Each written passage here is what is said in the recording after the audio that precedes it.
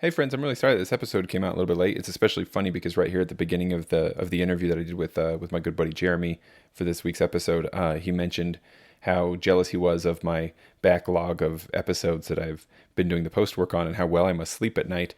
But then here I am, just very like last minute, and indeed past the last minute, late from my usual schedule, getting this episode out. So I do apologize for that, but hopefully the wait is worth it. This is a nice, big, long episode that I certainly enjoyed recording. I mean, I love hanging out with Jeremy and chatting with him, maybe too much, as is evidenced by the 3.5 hour runtime here. But we're talking through one of his albums. He's getting ready to put together a new album. And in preparation for that, I was like, oh, hey, sweet. Once that new album comes out, I'd love to do a talk through like we did with Oyster Wives Rant. I don't know, that was 1.5 years, 2 years ago, something like that. And then I realized, we never did a talk through of Bannocks of Barley Meal. And I had intended to, and we'd talked about doing it. We just never got around to actually putting it on the calendar.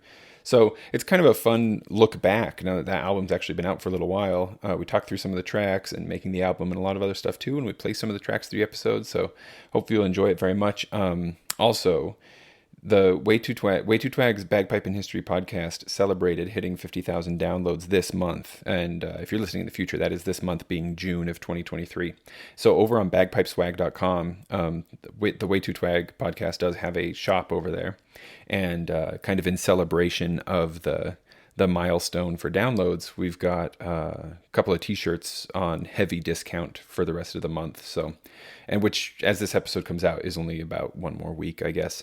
So lots of cool stuff to get over there, which will support, Jeremy, as well as Bagpipe Swag, buying merch there on the site there. Lots of cool stuff to get anytime. But if you hear this before June is over and you want to support his show and show off that you're a cool listener of Wetootwaag's Bagpipe History podcast, you can get some t-shirts on heavy discount just until June is over. So worth hopping over there. There'll be a link in the show notes. And also one other fun little note before the episode starts. Speaking of podcasting friends, our good friend Rab, the one and only, the big one, not the little one, Big Rab himself of the Big Rab Show, he just asked if we could maybe make quick mention. We're very happy to make mention of the fact that they are doing another Big Rab Show podcast live at Piping Live next month in August. So that's going to be on the Thursday of Piping Live on the 17th. It's going to be at 5 p.m. local time at Piping Live. So if you're going to Piping Live anyway, plan to attend that. If you weren't planning to go to Piping Live, maybe go just for this. I'm certainly jealous. I wish I could be over there for it. Maybe someday. But yep, that's Big Rab Show's podcast. Big Rab Show podcast live at Piping Live on August 17th. And then don't forget to check out Wetootwaag's Bagpipe History podcast. Get some merch for the show from bagpipeswag.com. And if you don't already have the Bannocks of Barley Meal album, there will be a link to where you can get that off of Bandcamp in the show notes as well.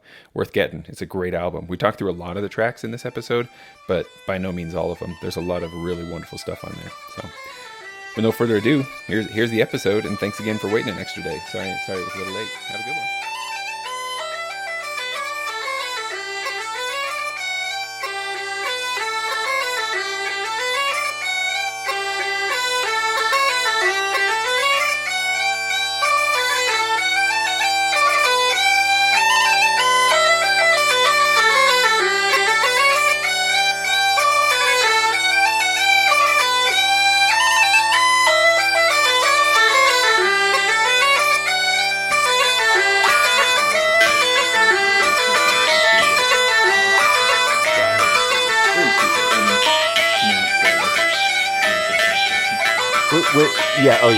That's true. So this is the challenge this time around, Jeremy. I was thinking about this.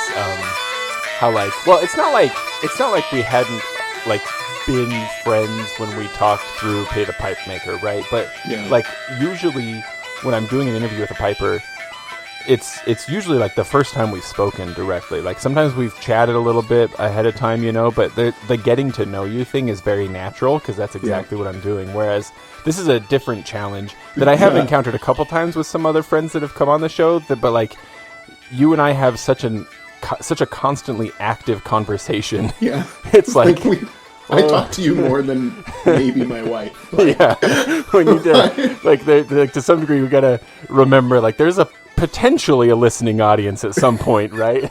Yeah. Or at least we'd like to tell ourselves there might be one, right? So. Yeah. Because I was about to go ahead and too, just like, keep talking about this stuff. Like, wait a minute.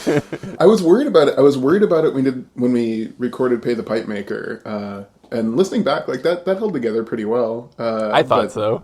But this one is definitely like, oh no. What, like every day we talk, I don't know. Right. It's like how much backup, like picking up in the middle of something or referencing conversations that have already happened. It's a whole thing. And that's what we should do. We should just aim for the most insider baseball conversation only. That pretty much just John Charles will get. Yeah, John Charles will be our one listener.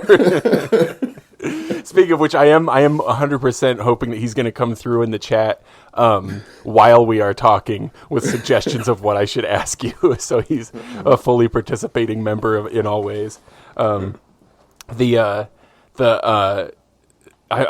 my head about this though, Jeremy. That I just finished listening to Beyond Good and Evil by the philosopher whose name I'm always afraid to pronounce, Nietzsche. Okay, sure. Nietzsche.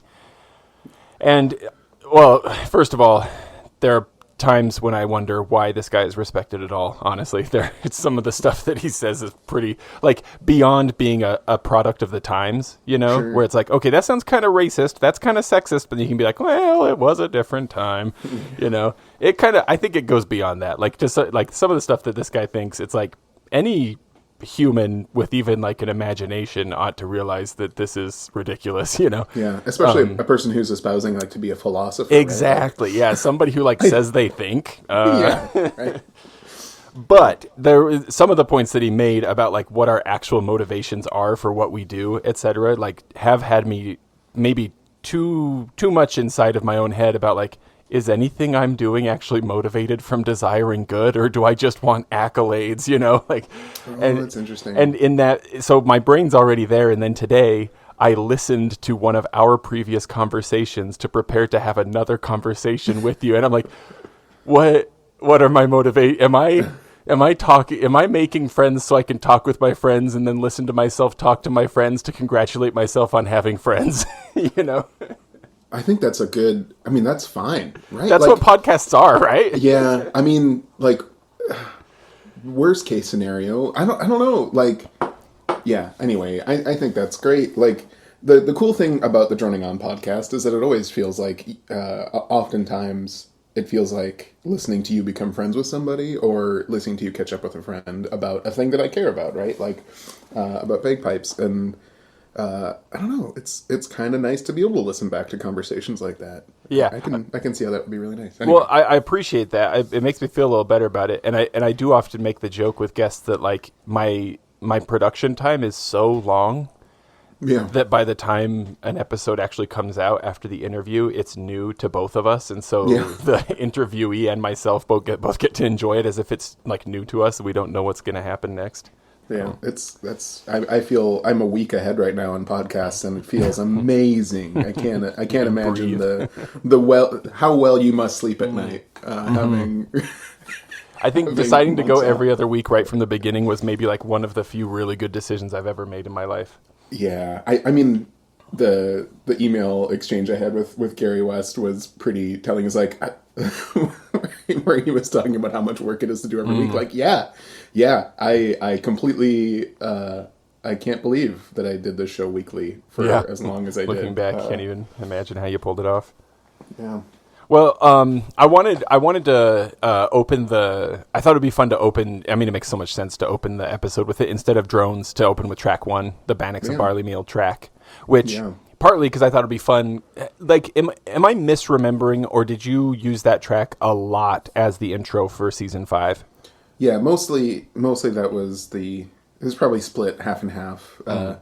At first, the intro was track 15, which is the Irish Hoboy. Mm-hmm. But the way that Irish Hoboy is spelled is it looks like the Irish hot boy. Yeah. And I was like, well, I don't know that I can really... And I realized after Oysterwise Rant that was going to be the gimmick or whatever for the albums, was that the title of the album was going to be whatever the intro music was. So as much as Irish Houtboy or Hoboy is a much better tune for an opening, but I was like, I can't I can't like make a cover that is right, the Irish Hot Boy. Yeah. And it also, like, probably the Irish Hot Boy is, like, referring to uilleann pipes, and it's more than uilleann pipes, so, okay, we'll do Bannocks of Barley Meal. But what if you put out an album called for all intents and purposes, for most of us encountering the album, it's called The Irish Hot Boy. And what if you just, like, sold, like, ridiculous amounts of, copies and I missed a golden opportunity there, really. That's what I did. But yeah, so probably half of it was sort of a funny thing to be like, oh, I can't, the podcast has changed in terms of like thinking about kind of our changing motivations for things sometimes. Like the podcast is sort of weird how that now I know I'm going to put an album out. Like you know that ahead of time. Yeah, I didn't know that when season 4 came out. It was sort of like, oh, I guess I should do that. And now that I know that, okay, well, like I've got to think about a good title track that is like a track that has a cool name, has some kind of weird thing I can do with the title of the tune, and also like sounds good and could lead an album. So like this one for like whatever season 7, like that's why the opening music is Cold and Raw. Like that feels like a good title for an album, especially like first year living in North Dakota. This album is called so Cold much and sense. Raw. Yeah. But yeah, so anyway, Bannocks of Barley Meal, it's a cool tune, like in that it fits with a lot of the things I'm interested in for the podcast in 18th century music, where I like tunes that show up in many different published collections in the 18th century. And so like there's even some version of it that's supposedly attributed to Walker Jackson. I think it isn't. It probably isn't a Walker Jackson tune, but it's all over the place. Unfortunately, I kind of think it stinks. Like I don't hate it, right? Like it's a cool tune, but it's like it definitely needed. I'm glad for adding the Eliza Ross tunes after it. Like on its own, it didn't really feel all that great. Like it's not a great standalone tune to me, but like it's good for like the foundation for Alistair of the Stoops and the Bigfoot of the Deceitful One, which is such a great title for a tune. I love that title. Do you know if there's a story behind? Is the Deceitful One Satan, or is that somebody she knew, or like what's the? Do you know? I know that it has a less fun name. Bigfoot of the, like in Eliza Ross's manuscript, I think it's like Deceitful One, and then there's another version of it that's like Sweet One or something like that. So, but I don't know. It's it's one of these Gaelic tunes, and from like just all of those Eliza Ross tunes have some Gaelic song version of it that like you never know if it's like, oh, this is some deep thing or somebody's rhyming joke scheme. Right? So I don't know the story behind it. I have relatively large feet myself. I was 11 or 12 years old when my shoe size passed my age up, and I'm always drawn to anything that talks about large feet and feel like identifying with it to some degree. I'm also very deceitful, so it's a really good. So it works out. So you identify with it. Yeah. But that's is your arrangement. My ear palette isn't always all that refined. Was this? I know there's uilleann pipes and border pipes in there, right? Yeah. Are those regs, or am I hearing you do your face regs on the border pipe drone thing in this one? Do you remember? That's neck reg. That's neck reg right there. That's neck regs. Yeah. For anybody who's uninitiated, will have just barely heard the tune. Will you tell me describe the neck reg and how that works? Because I think it's awesome. It was just like this is a John Charles thing, kind of like.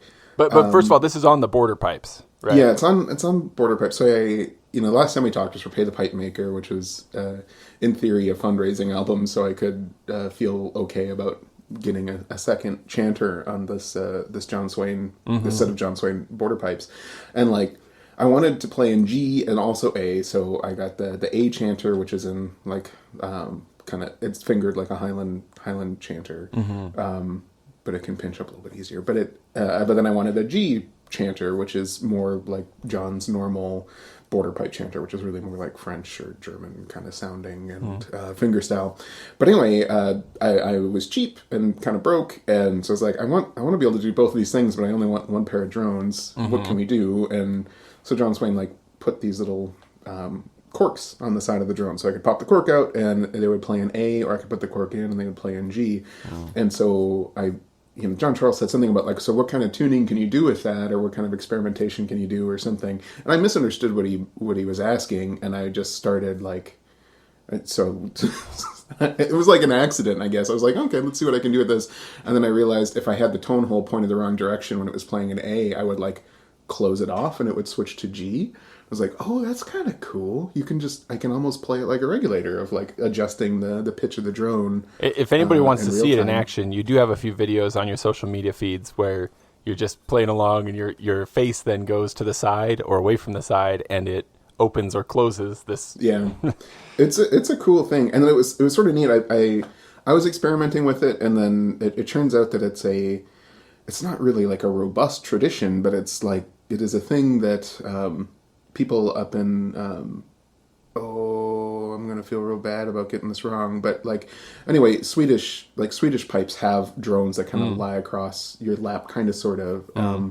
And a buddy of mine was like kind of pointing out that he does it on there, and that there's another person that he learned it from that's also from that same region, but I guess not technically Scandinavia. Are they using their like forearm if it's across their lap? So it's positioned in such a way that it's a lot easier to use, that kind of like regulators where you can move your forearm along to do it. That's there's a whole I did a whole podcast episode on it too that people could listen to. These folks that are that I didn't learn it from, but like that are doing it better than I can do it on this one drone. But isn't that funny how like how often?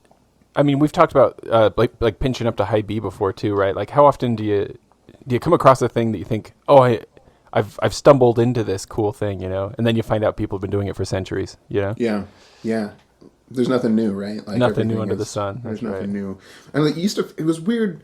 It was a good thing to come to peace with, I guess. Where you think you're doing something cool and new, and then like, oh no, this has been around for a while. That's okay. Yeah. There's nothing wrong about that. Nothing wrong with that. Yeah. Now the melody of Bannocks of Barley Meal. Tell me if I'm just grasping it at hairs here, you know, if this is just only happening in my own head. But it struck me as one of those melodies that sounds lyrical. I don't know if that maybe is because of the timing, right? It feels to me like, let's see. I should have written this down so I would be more clear. Do you listen to much Gypsy Swing by chance? Man, not in a while. But for a bit of time. Well, it's just one of the first things that comes to mind. Like some of David Gilmour's guitar solos. There's a Gypsy Swing tune called "I'm Not Impressed." I think it's by the Hot Club of San Francisco, one of the Hot Club bands. Anyway, there are a few melody lines out there that just like they're instrumental, but they sound like they're saying words. You know, they have cadences that sound like talking, and it just to me it's like da da da da da da da da da da da da da. I don't know. There's just to me it feels like making statements. It's not. Maybe it's because of the timing. It doesn't feel like a clean it feels kind of like you're doing phrases that kind of go ahead and hold themselves out a little longer toward the end, like you're talking and then taking a breath and then you go into another phrase. Feel free to tell me that I'm being ridiculous. I was just basically hoping this could lead into me asking you about singing and bagpipes and how, singing tunes, can affect how you play a tune. Yeah, I mean, I didn't. So I'm going to my favorite resource while you're asking. Also, I think I said grasping at hairs, and I realized now that it's splitting hairs. That's what you do with hairs. You split them. You grasp at straws. That's the one. Yeah. There's a song. Where's the Scott song? What? No way. Are we discovering material for future podcast episodes live right here? Maybe. Like, it's the funny thing about the title tracks is like oftentimes I'll say, oh well, I'll do a deep dive on that tune later, and I never do. I don't think I ever actually did the Bannocks of Barley Meal deep dive. So maybe. Sorry. There's at the site of Dumbarton once again. I'll cock up my bonnet and march amain with my claymore hanging down to my heel to wang at the Bannocks of Barley Meal. So yeah, there's definitely a song. I'm gonna have to look into that some more. But yeah, I don't know. I wasn't thinking about it as a song when I was recording it or anything. But it does look like there's some interesting history. And oh man, a version from 1723 too. Anyway, Traditional Tune Archive, everybody. It's awesome. Yeah, this is. I really enjoy that we're getting to witness your process to some degree here. Well, I mean, that's sort of the other thing of like not feeling guilty about not discovering the wheel. Like the first several episodes of like season 4, I didn't know Traditional Tune Archive existed, and I was absolutely, just it would have been impossible to make connections. And then like, oh man, you can definitely stand on the shoulders of these people that have put so much work in. But. Well, we've got some other tracks to listen to later that are definitely gonna bring in some other questions about singing and stuff too. But before we move away from the title track, I also wanted to ask you about your cover art. If I remember right, you made those Bannocks of Barley Meal that are featured. Yeah.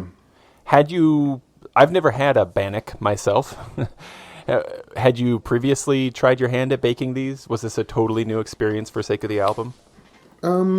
This approach, I guess, was different. Like when I was a kid, I made a lot of what I called bannocks, which were just elaborate, or not elaborate, but just like very oatmeal heavy cookies, essentially. And I read in some kind of weird, book about Scottish history in the biggest scare quotes possible that had some story about a woman handing out bannocks to Jacobites fleeing after Culloden. I was like, well, I better do this. And then it had a recipe for bannocks, which was interpreted in my like 11-year-old brain to just be, a lot of oatmeal and honey and some milk to hold it together. And so I made those for a long time.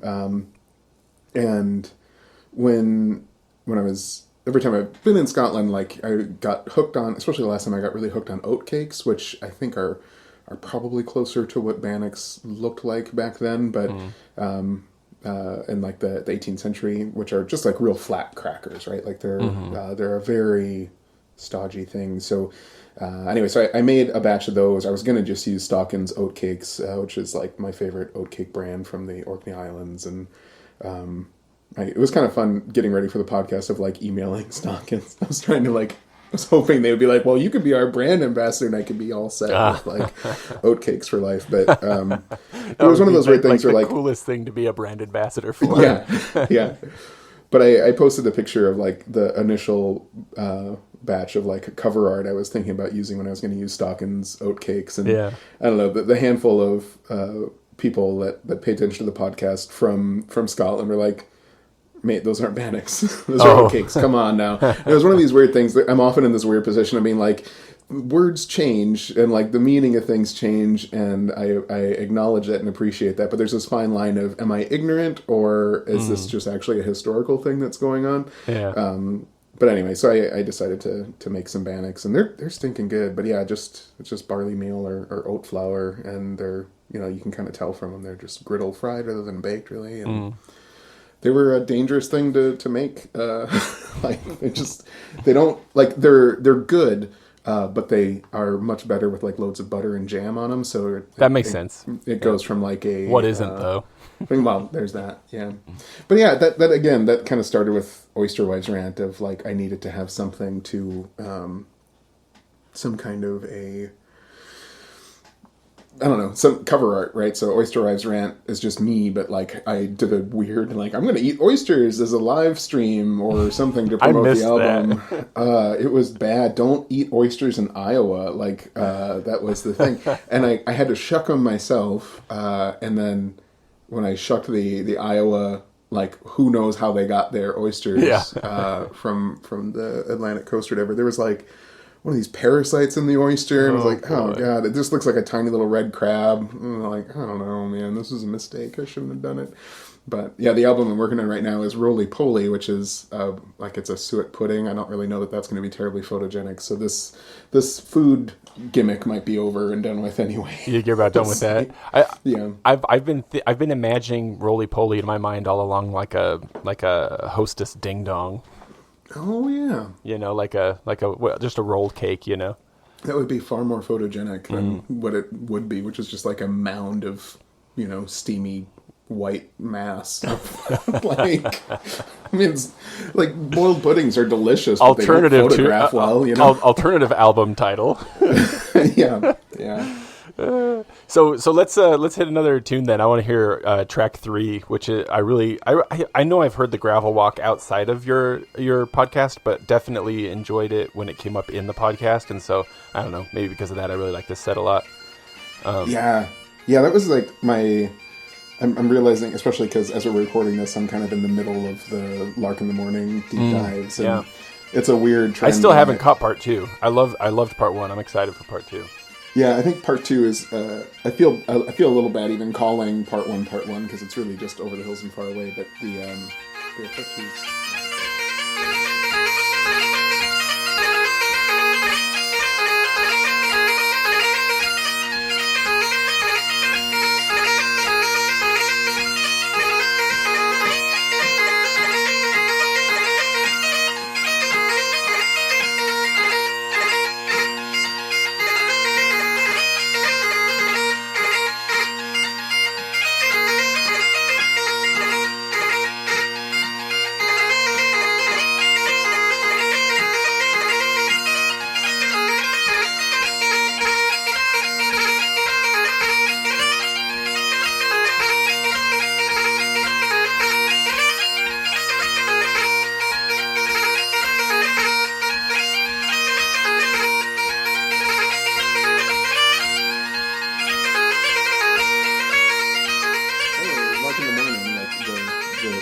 Thread of that is one time I saw a thing and I asked Matt Seattle about it and he said it was wrong and I think it's right and here's why. And that's kind of how Gravel Walk happened too. Like that deep dive was, I was like, how does Highland Man Kissed His Granny match up with Gravel Walk? And Matt's like, yeah, it doesn't. I don't know why they say that, it doesn't. And then I found like, again, this is one of the challenges of traditional tune archive is like the ABC notation.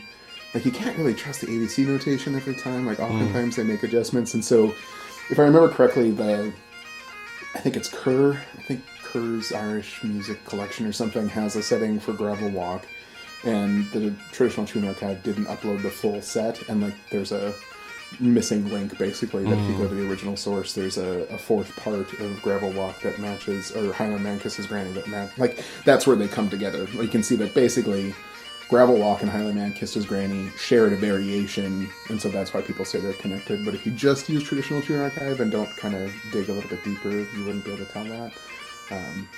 Anyway, yeah, it's a great tune. Jeremy, you mentioned that as an 11-year-old you read that thing and thought I better make some Bannocks. I have an 11-year-old son myself right now. And he's just a mess in the kitchen. Yeah, definitely not into cooking, but he is so passionate about history, and it's kind of delightful to me to be in this position of like maybe I have a way of imagining you as a child that I wouldn't have had if I didn't have the child I do have myself. And sure. I gotta say, you seem like a delightful kid.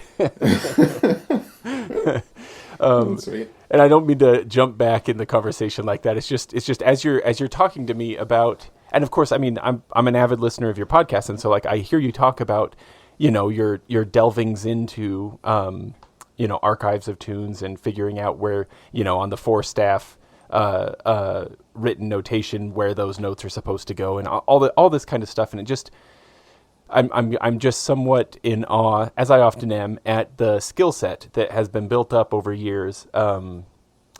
Is how much do you feel like any part of like the skills that you use for like digging around and finding sources and stuff come from or are a part of your college studies otherwise, or is this a different track entirely in your life? This thing you do to find info for your podcast and stuff. It's definitely aided by. It's the weird thing is like if you decide to be a professional student for a long time, it's really easy to lose sight of where you pick things up or where you learn things along the way. So a lot of what I do for the podcast feels like a given, like anybody would do it, like that it doesn't require special training or whatever. And to a certain extent, I think that's true. I think there are plenty of people that could figure this out. Like if that became the thing that they were interested in, they could figure this out. Yeah. And like again, I feel like I'm cheating because so much of it's already been like the groundwork has already been laid by Traditional Tune Archive. Sure, Like sure. I feel like Traditional Tune Archive is like folk music's Wikipedia. Like it is a great starting point. It's a pretty bad place to end your research, but it's a really great starting point. And like that's, you know, as I say that, like that's not a given. As somebody who is taking a break from grading my papers, like right. like after it takes a long time to like figure out how to find sources, like key terms matter, like just the terms you're searching for things, like realizing that you have to, if you're looking for like in searchable text, which we start to see some stuff, like all the National Library of Scotland stuff is fairly searchable, but like you can't be held up on like spellings. Like you gotta kind of play around with different spellings to find things. I haven't talked about it on the podcast yet because I've been desperate to try to get my buddy Abe to kind of come on and have a conversation about it because it feels like it's his research more than mine. But like it's possible we have another source describing this fur trade bagpiper guy, George Mackay. We might not, but we might have it because it's just spelled different. Like there's a really interesting anecdote about a guy that I would pronounce George McKee of like Mackie. And he's wild. Like to me, I don't understand why everybody isn't talking about him. That does like border pipe stuff, or historic tunes or pibroch or anything. Because he's George McKee, I think. The name of the fur trade bagpiper is George Mackay, and so Abe figured out like you really should search for like wrong spelled versions of this too, and came up with this entry. But it's in an encyclopedia of something. I don't think it's Johnson's encyclopedia, but it's in something. Anyway, George McKee comes up, and he is a lowland piper, so he plays like bellows blown pipes, and he studied with the McCrimmons. Like he went to the McCrimmon school to learn pibroch, but he did it on border pipes. And there's also like in the same entry that talks about George McKee, they also complain about. They said something like he'd be good, except he's too obsessed with playing notes above the octave. So like this guy literally played high B's and high C's too much on his border pipes, and people complained about it. And it's made me really want to try a pibroch out with like. I mean, I'm hoping to get that for the next album is to have a pibroch with a variation that goes breaks up in the second mold. octave. Yeah, but Jeremy, anyway, I can't help once again. Oh, this might be George Mackay, and he really liked playing notes above the octave. Dude. Seriously, Jeremy, do you believe in reincarnation? It's just wild. It's just so wild. Like I honestly don't think it's the same person. I think and you live in the Red River Valley now too. Yeah, like live in the same place. Come on. Yeah, there's often these. There's definitely moments where I feel so angry that I share the exact same space with someone, but not the right time. Like, just jump. How come we got space in the right thing, but the time is wrong? Right. It was weird that the first time when I worked for the Park Service, trying to like understand more about George Mackay, I had this moment where I accidentally. Like without remembering that time travel is a thing that people talk about and invent, like I had this like, well, we're in the same space. If only we could just change the time. Like, oh right, no, that's not possible. That's time travel. That's what science fiction is made of. But, that's a thing already. Yeah. But anyway, so I think I guess to finish the thread that I got distracted. Yeah, sorry. Go on. Myself. Yes. I am cognizant of the fact, I am increasingly cognizant of the fact that it is not a given that people understand how to use archives or how to use internet searches and that kind of thing. And it does take some training. I don't think it's inaccessible. Like once you start trying at it, like I don't think that it's particularly difficult to learn, but it's like, it'd be foolish of me to think that I'm not a benefactor of, like I definitely am benefiting from understanding how archives work and have like a basic understanding of, like every archive and museum has a different search system and like a different database that they are convinced is the right one to use for their system or the one they can afford. And so kind of figuring out that it's an important skill to realize that every search field sucks, like, and like really paying close attention to advanced search options and adjusting variables to find what you're looking for is really, that's a challenge. Yeah. And it takes a long time to like practice and get and to figure that stuff out. But right. Well, and you throw in the huge variable of any possibly imaginable spelling of the word that you're trying to find too, or name. I mean, this is it. Like, this is where, like, figuring out that a lot of, I mean, this is the frustrating thing about how everybody uses a different search system. But, like, oftentimes there is a code that you can punch in. So if I want to know, like, over the hills and far away is a good example, right? Like, some people spell it o'er with an apostrophe, some not with an apostrophe, some it's over. So like you kind of have to realize, like, okay, well, I shouldn't search over the hills and far away because that's not going to work. So I should search part of that, like could do the hills, and that'll probably get me some stuff, or and far or something like that.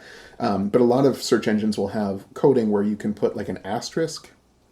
But that's the frustrating thing, is that it's different for every search engine. So sometimes it's, you put in an asterisk and then 3 letters, and it'll just say, okay, that plus any other letter you find, like it'll bring all those results up, you know. And but it depends on the system you're using. Sometimes it's an asterisk, sometimes it's a dash, sometimes it's a period. Like you just don't really know what the system's going to be. But anyway. Well, tell me. What about with this tune, Gravel Walk? Okay, maybe this is way too vague, but I kept expecting, as I listened to the track on the album, I kept expecting what are this is highland pipes, right? Yeah. So I could say the D in the second tune. I think it was the second tune anyway. I think it was maybe it was just the second part of the. Maybe it was just the second part. Is it one tune with variations throughout? Is that what's going on here? No, it's weird. It's weird. Some tracks lists, I'm looking at the album and like, yeah, sometimes I list every single tune, and sometimes I'm like, well, you know, it's that set. So yeah, the Gravel Walk is that set is Colonel McBain's Fancy, which is a tune I got from Barry Shears's book. That feels like a tune I've seen in a historic place, but I haven't yet. But like in terms of like reinventing the wheel, like Barry did all this before traditional tune archive of like buying up every 1800s collection and kind of looking through them. So I wouldn't be shocked if it came from an old source. But I haven't been able to find an older setting than Barry's first book, that Gathering of the Clans, is it? I think is what it's called. That's Gathering right. of the Clans. Yeah. And then the Gravel Walk, or the Gravel Walks, that's like the third tune. So the second one is Brenda Stubert's Reel, which is another tune that I played like for a while in the 90s. Like that was the set. It was Brenda Stubert's and the Gravel Walk. Yeah, that in makes some sense. Variation. Have the Tinkers done that tune? Probably. Like it was, like Ashley McIsaac did it. Seven Nations did it. Yeah. Like, Okay. So it's the right time period and the right people. That like when you're hitting those D's, I kept thinking like that's supposed to be a slurred C, and then I went, why do I think that? And then I thought, I can almost hear Aaron Shaw doing this in the back of my imagination. But I didn't have time to go through all of their albums to find where it was. Yeah, no, that's exactly what it's supposed to be. And I wanted to do it. So the funny thing is that when Barry published it, so it's a fiddle tune, right? Like Brenda Stubert's Reel is a fiddle tune, and Barry's the first person to publish it as a Highland pipe setting, I believe. I mean, that's what Barry says anyway, and I believe him, I guess, is what I should say. But it quickly became like this super popular tune. But when Barry first published it was before, like Barry is such an interesting cat, because like he does all this stuff, but he's also he was also into competitions, right? So like there's lots of things that he understands how like it can be and should be musically, but he doesn't do it that way for like his books that he's selling to like the mass Highland piping audience, especially that first book, I think. Because he's very cognizant of competition. Like, I think even in our chat, he says that, like, well, you wouldn't do that for competition, like this kind of disclaimer of like, well, you can't actually play it musically if you want to win. Or you can't really follow this tradition too close if you want to win. But yeah, so when Barry published Brenda Stubert's, it was before everybody was playing C naturals or doing those C slurs in a big way. So he didn't do it. So he just left it as a D.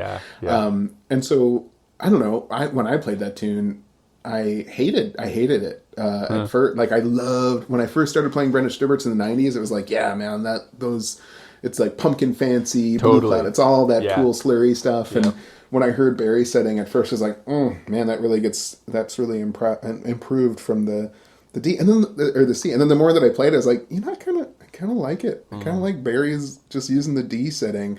And it quickly turned into, like, I'm going to mess with all of it. Like, I'm just going to do all of this in a more old-fashioned way. So, like, Brenda Stibbert's and Gravel Walk are burl show-off tunes, you know? Like, you really get to show off big burls.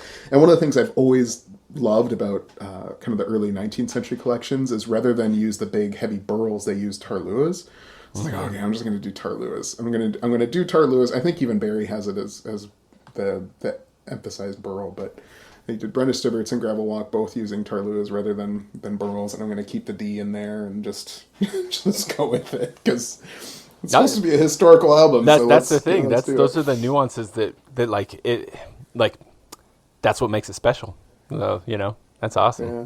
Now, your stomping foot is audible in that track too, and I wanted to ask you about, like, I'm all for it. I love hearing what's going on in the room when I listen to my piping albums, you know. Yeah. And I'm just curious, like, to what degree when you're recording tracks for this album specifically and in general, do you ever position the mic such that it will specifically pick up the stomping foot because you want that in there, or is that just a happy accident? For Bannocks of Barley Meal, I recorded most of it on the second floor of my house in Iowa. So, like, and it was a hardwood floor, and so it just happened kind of naturally. I'm really so, you know, the timing of all this is weird. So, like, I just put my wife and kid on a plane, and I have the house alone to myself for a couple days to finish grading. But I've been thinking, like, my recording space is in the basement now, and with these, like, concrete floors, so there's just absolutely no. It's a kind of crappy sounding room, and there's also no foot audible unless I really try hard at it. So I'm debating moving everything upstairs and trying to record it. Wife and baby return. Did you get all your grading done? No, but I recorded 2 albums. Right. Because it's like, I mean, that was sort of the weird thing that that's something that's really changed since having a baby. Like I spent a lot of time when he wasn't particularly mobile, kind of putting him on the floor and stomping next to him while playing a tune to, like, try to teach him rhythm, you know? And I think it worked. Yeah. He's got more things going on now, but, like, before he was terribly mobile, he was already, like, kind of moving to the beat, you know, to like the beat was in him, and like moving my foot aggressively kind of became a bigger part of my music as a result of being a father to a new babe. So yeah, I'd like to record. I'd like to do that better, to the point where, like, I've played music regularly one summer with somebody who does the foot dancing, like the French Canadian style, like where you're jigging or whatever, dancing while playing fiddle. I was like, man, that's really cool. It's so cool. I love that. Maybe I should figure out how to do that. I don't know. But they, like, so Carrie was the name of the fiddler, and, like, she, and I think a lot of people that do the step dancing while they play kind of have a platform for it in case they're in a space that doesn't work well for it. Right. I was like, I could just do that for the basement. Just build a little wooden box to kick on. The price of lumber has improved recently. Now's the time. Yeah.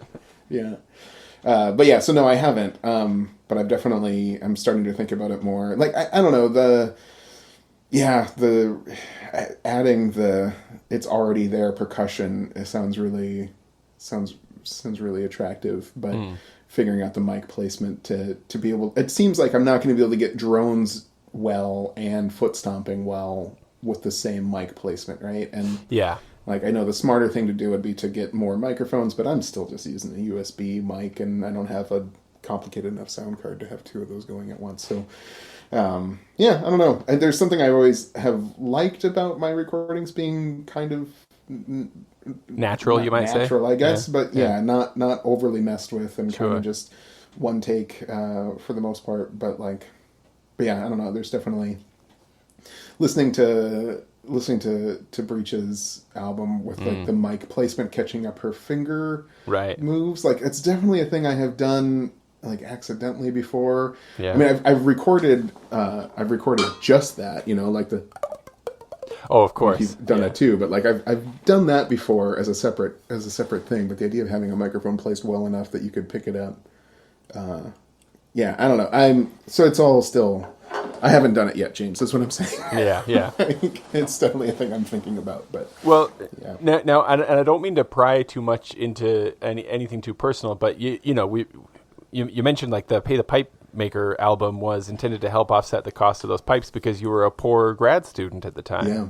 You're now a poor college professor, but has the hedonic treadmill caught up to you yet, or are you still in that like post-student poverty state of just feeling like the richest man in the world because you no longer are paying tuition and you have a decent job, and so is it just like, I can get all the things I want, It totally caught up. We thought we were on the, it's so funny, like how the bureaucracy of working, I've never enjoyed the bureaucracy and the paperwork of any of the jobs I've had, and I've like, my two main careers have been working for universities or for the National Park Service, so there's always been a lot of it, and especially starting with the Park Service, so much of the bureaucracy was such nonsense. I'm like, okay, obviously none of this matters, nobody looks at it, that I've never taken it as seriously as I need to, which is all to say that I thought that I was on the 12-month pay plan.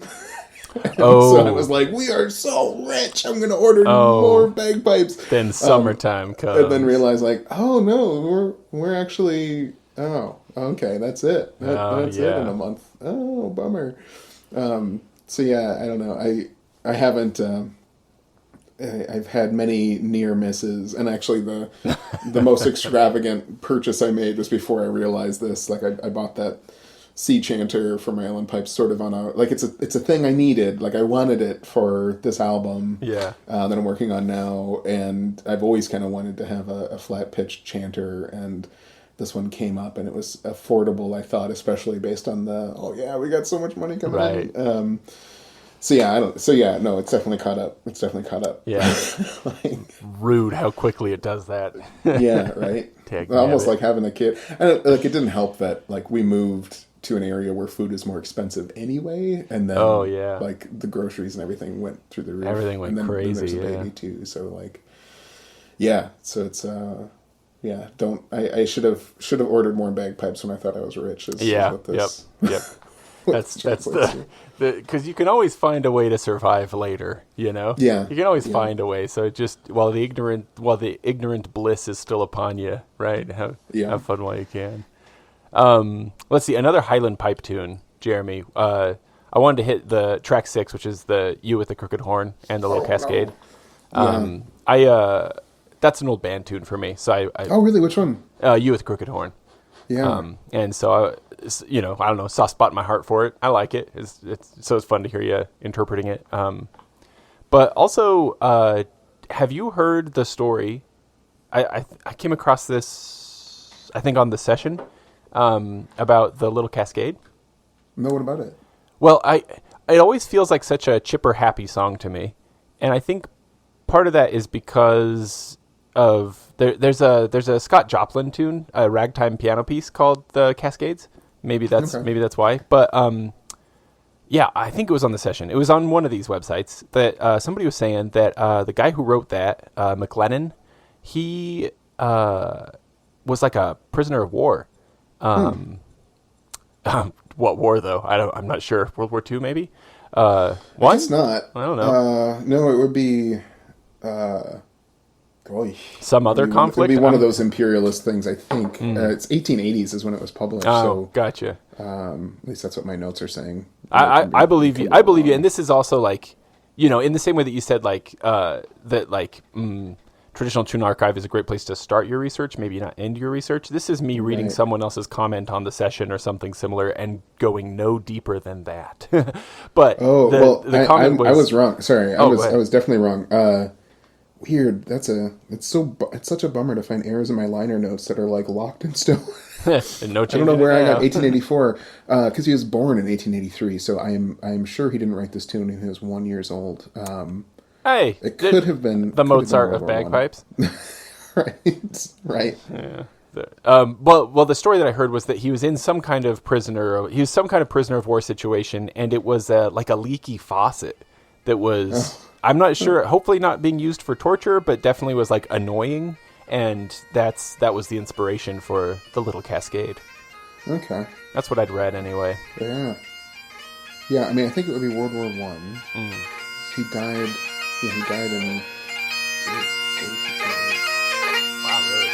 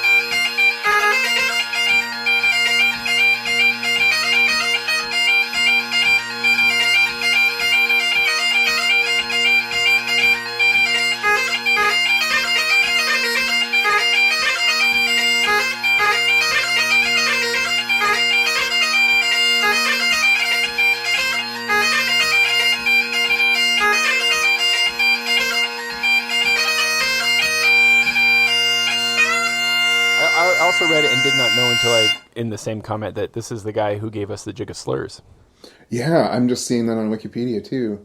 Like he's great. I'm embarrassed about this performance because like. Oh no, I like this track. What do you mean? Well, so I don't know. I just go back and forth. I'm nervous. So I heard, I saw a recording of Stuart Little playing the Little Cascade, the Glenfiddich or something like that. And I was like, oh, that's a cool tune. And I wanted to find it. And it's sort of outside the purview of the tunes that I generally play. But I was like, I kind of love this tune too much. And I want it in my life. And a lot of what the podcast has turned into on these albums is like, how do I play these tunes enough that I don't forget them, you know? And then I looked at McLennan's setting, and it was when I was thinking about Strathspeys and trying to be less afraid of Strathspeys. And so I was like, Angus Mackay didn't really put a lot of dotting and cutting in his tunes, and supposedly he was saying like, well, it's that anything can be a Strathspey, just add that yourself.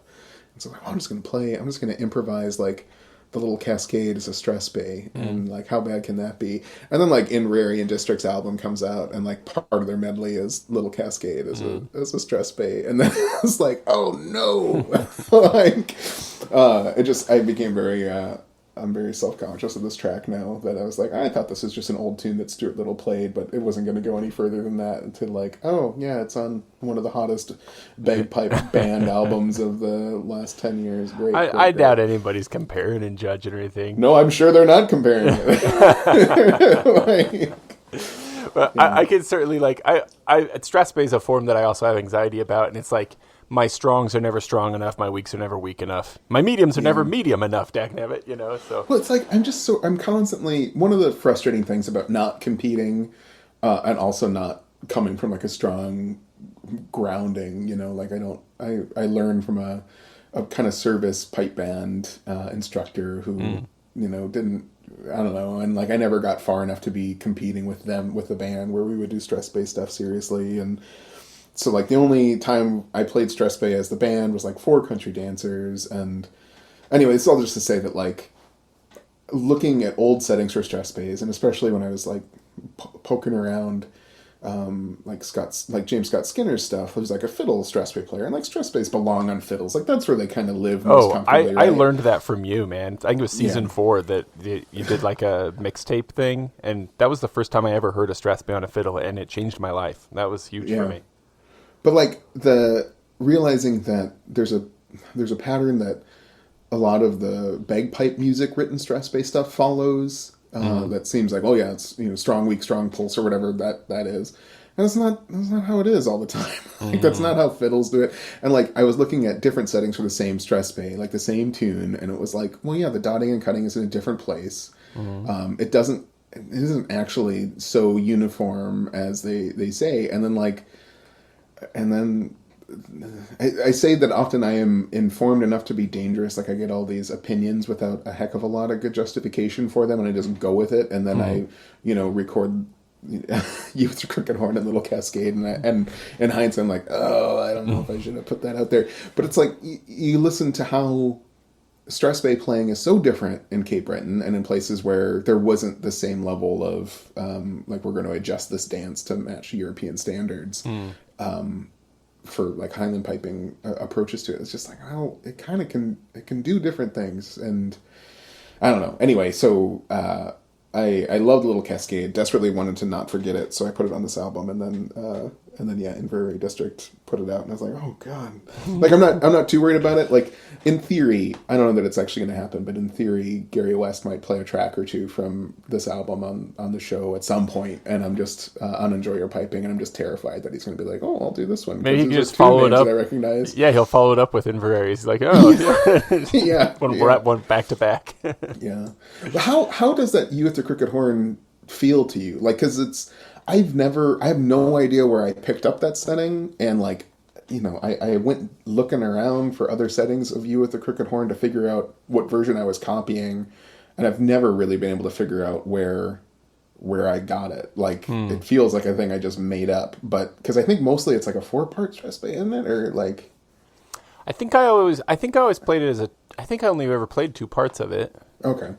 It's been years. But it's also a tune that's come up a couple times. But that's partly the product of living in a specific place for long enough, that like honestly, I think it was probably when I was in high school was the first time I played it. But that's probably because some of the other pipers in the same high school band also played with the local community band and got it from the community band. And then years later, when we started another community band, some of the people who had been in high school and that previous community band were also in the new community band, and they brought it's like the same 4 or 5 people kind of bringing tunes from band to band across a decade kind of situation, But I think did the high schoolers like play it as like a dirty tune? Do y'all think of it as a forbidden tune? It was a legit tune for us for sure, yeah. Because I think it's about a whiskey still. Like, we wouldn't know anything about that down these parts. Right. But I think because there's Irish settings for it too, they're a little bit more like explicit about that. But we just assumed it was about a sheep that had kind of a crooked horn, That's all there is to it. Yeah. Yeah. There's a distillery in Utah County now, but it's only been here for like a few years. And they made a big deal of it, actually. Like, their advertising was all about, like, the drought is over and stuff like that, So you could have said whiskey still, and we wouldn't even know what you were talking about. So. Now, you mentioned, like, Jeremy, I don't want to make you feel uncomfortable, but, like, your expression of feeling like knowing enough to be dangerous, that kind of thing, right? That, like, you kind of form an opinion, do a thing, and then find out like something else later that makes you question your actions, kind of thing. Yeah. Also, I don't know. This maybe also kind of connects to just thinking about like doing research about a thing. Your liner notes having a small mistake in them or something like that. Like all of this, I often feel like a little kid in the backseat of a car. When it comes to like even my interests in the things I love, bagpiping and stuff, where like I feel like there are a lot of capable people all around me, and I am just delighted to listen to them and trust them, and like they're talking about things just like a little kid in the backseat of the car listening to 2 grown-ups talk about stuff. You kind of get what's going on. You can kind of follow what's going on, but really if you dig down, you didn't understand a third of the words that got said, sure, back and forth. Yeah. That's how I often feel that way. And like, does everybody feel that way? What was it? You just barely said, you said, who was it? Was it Barry that you were talking about? You said, that's what so-and-so said, and I believed him, right? Yeah, Barry. That's what and what I immediately thought to myself was like, yeah, usually, so much of this stuff, I would say, that's what Jeremy said, and I believed him. right? And so, like, how far does this go? Whom among us actually knows, you know? It all goes back to Angus Mackay. That's right. Yeah. Yeah, I don't know, man. Like, I don't even know what I'm getting at other than like a mini existential crisis here. Like, what do I know? Who am me? What am I doing here? Yeah. Well, it's really weird, again, because I'm in the middle of grading things, and like, this semester's been great. Like, my students, I came up with some assignments that I didn't realize were going to be quite so self-serving, but they were really, really satisfying to read, like, students' thoughts on the classes and like the notes they were taking and stuff. And it became clear that they were getting a lot more out of it than I was expecting. And but oftentimes at other places I have taught, when students get more like desperate, I guess, for material to like write about, there's this weird experience as a college professor where people will quote you in their papers at the end of the semester, like that's a good idea, and often the quote is like wildly out of context or like wrong or like misses the point. And one of the frustrating things about having a podcast is like listening back to what I say, I realize how often I start a thought and I don't resolve it, or I don't like finish that sentence, or I speak in the negative often, and I sometimes will forget to like get to that point of like saying the negation to the point, right? Where I'm just stating a bunch of stuff leading up to and that's not how it happened, but I'll forget to say that's not how it happened. But anyway, but there's that realization that like, oh, the stuff that you say, everybody is that. Like, everybody is that child in the back of the car that it takes a long time to process things, and like you're in a different position when you read things. I hate, in theory and in practice, I hate theory, I guess. But like, academics are really big into like, some people will have their whole career and they'll be very like prestigious professors and academics by only talking about theoretical things and not actually doing their, they're doing their field, they're doing their field of study, but it really just feels like all they do is talk about Nietzsche or Marx or whatever. And in general, I just find that stuff obnoxious, and it like there's a whole type of like toxic masculinity, like theory bro in academia that's no fun. So the one person though that I kind of like, who I think does history work as well, but the theory that he espouses to really resonates with me, which is this guy named Hayden White, who's was or is a professor of history at UC Santa Cruz. Go Banana Slugs! Great mascot choice there, Banana Slugs. They have a baseball team. I've seen that. That's how I'm aware of the Banana Slug thing. Yeah. It's a weird camp. My brother got his PhD there. It's like really? an Ewok. It's like an Ewok village, the campus, except there's the campus isn't an Ewok village. There's a bunch of hippies that live in an Ewok village that moves around campus when my brother was there. But it's also the only campus I've been to that had warning mountain lion activity. Whoa. Like on some of the signs. This is anyway, too cool. I know where I'm going to school. Yeah. Dang. Yeah. But Hayden White, I think I'm getting his name right.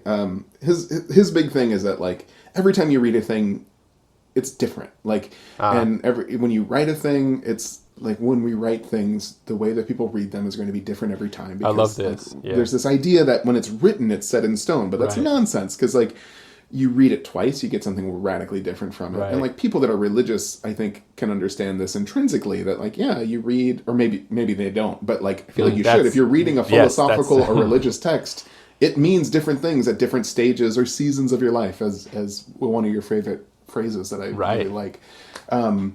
And so Hayden White kind of acknowledges that for history too. Like, you know, people are bringing their own experiences to the things that we read. So every time they do it, like they're maybe not ready to get all that. And so that's sort of it too. Like with my students, I know that sometimes something I'll have said will have really resonated with them and they'll be hung up on that for a while. And they won't hear the next 20 things I say. Hopefully the thing that they resonated with is a thing that I wasn't misspeaking of. It's one of the punchlines and not one of the negatives that you didn't. Yeah. My stepdad is like incredibly detail oriented for like listening, and at least once a month, I guess it hasn't happened as much lately, but for a while, like every time I saw him, he was telling me something emphatically, and saying this is true. And I'd be like, I don't know that that's right. He's like, well, that's what you told me. I was like, what? And he was like remembering some conversation that I had with him when I was a high schooler and declaring it fact. Like, I'm so glad that you think of me so highly, but I was a child then and don't even remember. Please jettison all information from when I was a youth, right? Yeah. So anyway, that's all to say that anybody who doesn't feel like they're a kid in the back of the car is fooling themselves a little bit, I think. Like, so I think it's okay. I think it's okay to feel that, to have that feeling. I don't want it to sound like I'm being in any way like speaking down about this album, but because I'm not. It's an awesome collection of really good music, really well played. But I do think if I don't get to meet very many celebrities who have made art, right? Mm-hmm. And I don't mean to make you feel uncomfortable by saying that, right? But what I'm trying to say is, if in realizing that we're all people, and if a lot of us feel that way, it can be remarkable that someone is willing to put something out there, right? Yeah. Like an album, you know? Yeah. And like, to what degree do you have to either be so not self-aware that you actually think you are the grown-up in the front, or just willing to live with the fact that you're a kid in the back seat and will be forever, but so are we all, so let's have a good time while we're on this ride, kind of thing. You know what I mean? Yeah. Maybe I'm wrong. Maybe everybody isn't a kid in the back seat, but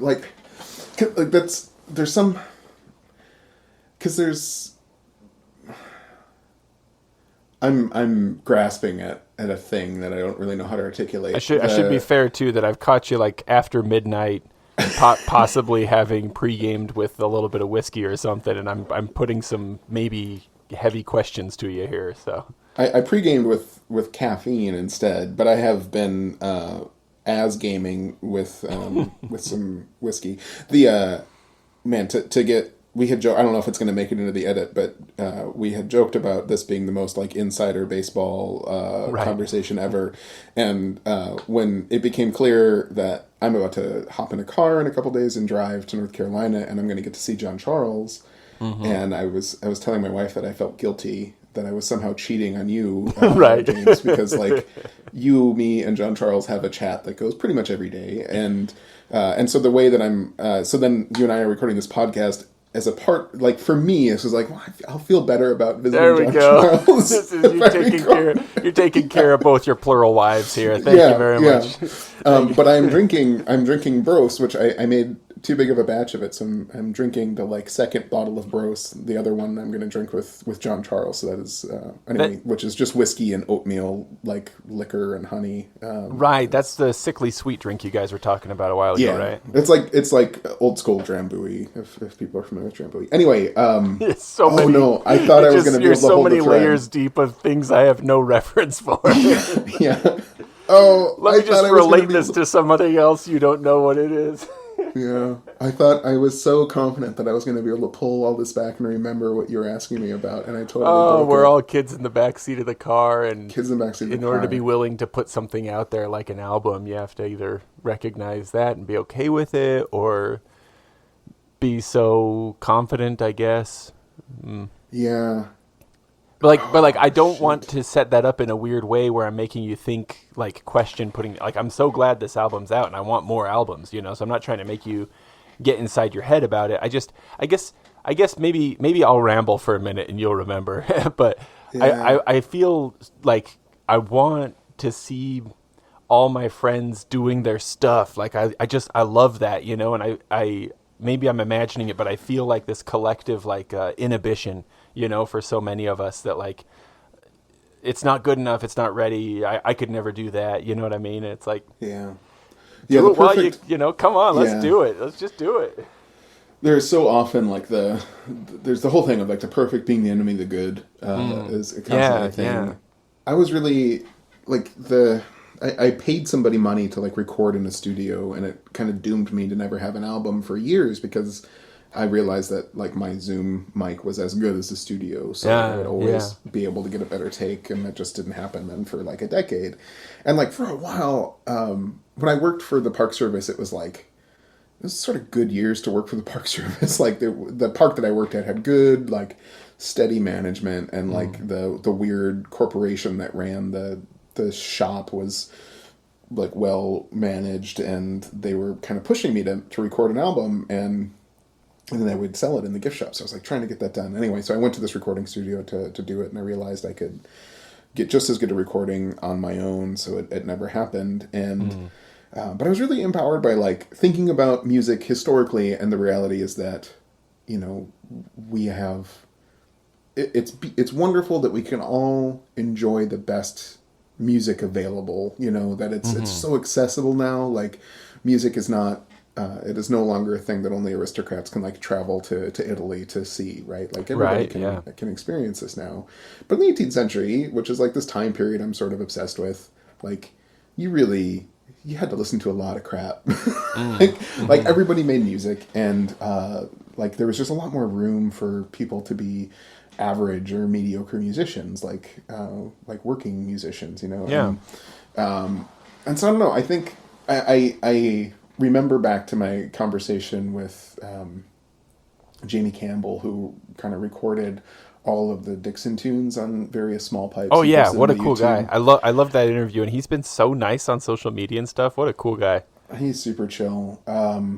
Also, like it didn't come up in the interview at all, but he's like a Supreme Court justice for Canada. Oh, like, I was under the impression he was a lawyer of some kind. That makes he sense. Is a lawyer. Yeah, he's a Supreme Court justice. Wow. It was sort of. I had this brief moment of like, oh God, and did some like frantic Googling, but like the Supreme Court in Canada is a way less like, oh, do I need to be worried about this institution? If I had randomly stumbled onto a Supreme Court judge in the United States, where you'd have to be like, oh. Anyway, but he had this big picture of like, you know, make music, like put it out there, like share it, you know. And the like Oyster Wise Rant was such a great like break the seal of it, I guess. Like, you know, I recorded, and also it was just I became a better piper. Like the cool thing, the reality of like recording albums for me is that it's a way to make the podcast do something for me too. Like, sure, yeah. Like it's all for me. It's all very self-indulgent. This whole thing is a very self-indulgent practice, right? But like, I want to be able to like hold on to these tunes and to put like the best of that year to me, the tunes that I don't want to lose in one spot. And yeah, in some ways it's almost like a scrapbook too, to be able to look back and be like, look, this is what I did that year, you know? Yeah. I was telling, I don't know, I feel weird about the, I don't know, I don't have any of this stuff on any streaming service other than Bandcamp, because I love that you can listen on Bandcamp for free like several times before you have to pay for it. And I like that, you know, the artists actually get paid. Like, you don't get paid for streams, but you get paid for purchases. And I was doing the math on like how many people listen to my stuff on Bandcamp versus what I would be paid out on Spotify. It's like, yeah, I would have made I might have made 20 cents on Spotify, and it's like, I'll just not bother with that, and just leave stuff on Bandcamp. But it's definitely not terribly accessible. Oh, man, well, I'm a big fan of Bandcamp too, though. Like, I'm amazed at how quickly my library on Bandcamp has grown over the last few years too. Yeah. I think I'm over 50. I'm over 50 albums, and like especially one of the reasons I don't have money is like it's nice. You have that over it's, 50 albums on Bandcamp. Yeah. Every time somebody buys my album, I immediately spend that money on another album, probably. Yeah, because it's turned into a cool thing. Like it feels sort of like old school MySpace days of like following people's music interests, but like somebody buys my album, and then I'll like go and look at their collection and see what else they've got, and like, oh yeah, that's pretty cool. Like, totally. It's fun to see what they're listening to. Yeah, that's the old anxiety. I used to have such anxiety about having my music all reside in a digital format somewhere.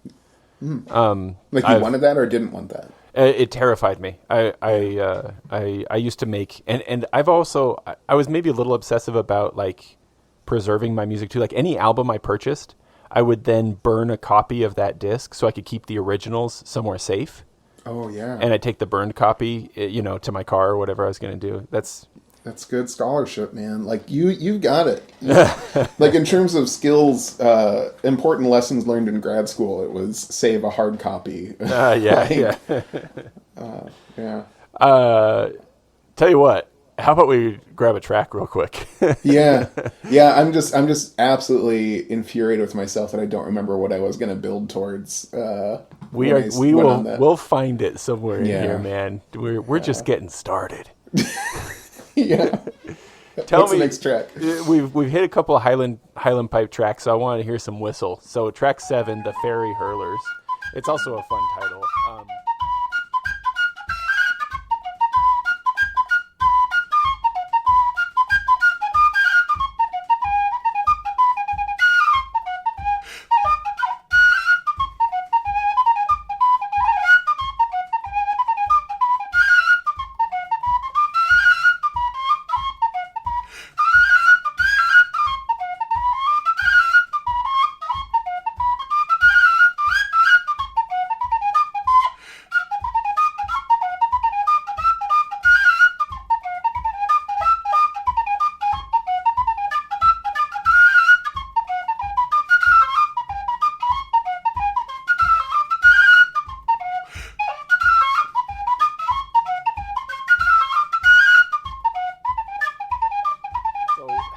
Perhaps more importantly, why does one hurl a fairy in the first place? Also, this melody does make me think of cutting bracken. Is that just me and my limited, like how much I've played, and like cutting bracken's just a common tune, so anything that's like remotely like it, I'm going to think, oh, that sounds similar. But do you know of any concordance there, or is that just me, again, grasping at hairs? I'm so terrified right now. So Fairy Hurlers is supposedly a concordance of the gravel walk. Like it's in that. Gotcha. But my brain has now got me wondering, like, what if the gravel walk is cutting bracken? Because like that was the big like whoopsie. I mean, this is a great example of what the podcast was like before I realized Traditional Tune Archive existed. I recorded on Oysterwise Rant. There are 3 different versions of cutting bracken. Or maybe 2, but like I definitely recorded 3 over the course of that year without realizing they were all the same tune, because I wasn't using Traditional Tune Archive yet. Yeah. But now that makes me anyway. That's got me wondering if it might just be me. Yeah, really. So don't sweat it. But tell me about the Fairy Hurlers. I mean, what an inventive title. Yeah. So I think it's about. I think that the tune references a group of fairies hurling, like playing the game of hurling, which is. I see. So it's not my first thought, a person picking up fairies and throwing them as far as they could, nor my second thought of fairies throwing up. It's I feel like I've never heard a story of a fairy getting sick. I wonder. Well, that's why I was curious. And I think the idea of like, so this is Fairy Hurlers comes from O'Neill, and so like, who's like this Irish collector guy, right? Like he immigrated when he was pretty young. Interesting cat, but he winds up being like chief of police in Chicago, and there's all these sorts of semi-notorious stories about him. That's not true. There is this collective understanding that the police force of Chicago was made up of Irish musicians, basically, that if O'Neill found a person that could play the whistle, the fiddle, or the uilleann pipe, said, "Oh, that's great. Why don't you come work for me in the Chicago police force?" And it's sort of this weird. I talked about O'Neill in my in one of my classes this semester, and it's just a weird thing because it's like he's a policeman in Chicago when all this really important stuff is going down in Chicago that doesn't really, like, it's not really a moment where we're like, these are the good guys for the police. Like, it's like during the Haymarket riots where it seems like the police are involved with like planting a fake, like a bomb or something. Maybe not. And supposedly O'Neill's like one of the not corrupt ones. When the police force was incredibly corrupt. I'm like, wow, okay, like one of the less corrupt ones, at least, right? right. I don't know. Kind of one of those there were worse people situations. Yeah. But yeah, the Fairy Hurlers it was clearly like there's all these really cool concordances with Gravel Walk that are like, is it really though? Like one of the downsides of Traditional Tune Archive is like sort of like how Matt's like, I don't think that's the same tune. Like, I oftentimes am like, I don't think that's the same tune. And, I can just see this rat climbing on the outside of my window. Like, it's outside, so I should be happy about this. Still, but, you don't want it that close to the house. I should just knock on the window, right? Yeah, say something to it. He does not care, James. He couldn't give 2 hoots about me banging on this window with a low G whistle. That's one of them. Clooney the Scourge's one of his advanced scouts. They're looking for their next conquest. There, you got to look out. I guess it's warm here now. He's probably not trying to come inside, but I'm not happy about leaving my house for a month while there's rats on the window. Yeah, that's not a pleasant experience right there. That's okay. I guess I would have thought. No, that totally makes sense. I would have thought for a minute that you'd have been cold enough up there during the winters to just kind of drive a lot of rodents into. Well, they drive in, like drives them into the house, huh? Yeah, but we didn't have any problems here that I know of. When my dad, go ahead. The place we lived in Iowa had, there's tons of mice and rats in the basement, but we didn't really notice how bad it was until, somehow nothing looks bad until my stepfather or father-in-law's around. Oh, and of course. Oh, hey. So my that's my when suddenly all the sprinkler heads are broken and you're no upkeep whatsoever on what you're supposed to be doing. Yeah. But as we were getting ready for the baby to hatch or whatever, my father-in-law came up to help nest the house or whatever, and went downstairs to use the basement bathroom, and there was just a rat sitting just standing on top of the table I had that was up on stilts to keep food out of the way of the floor, and I was like, oh, and so you're just like, Jeremy, I don't want to. Don't tell Laurel or Lynn, but you got a rat in the basement. It's like, oh my god.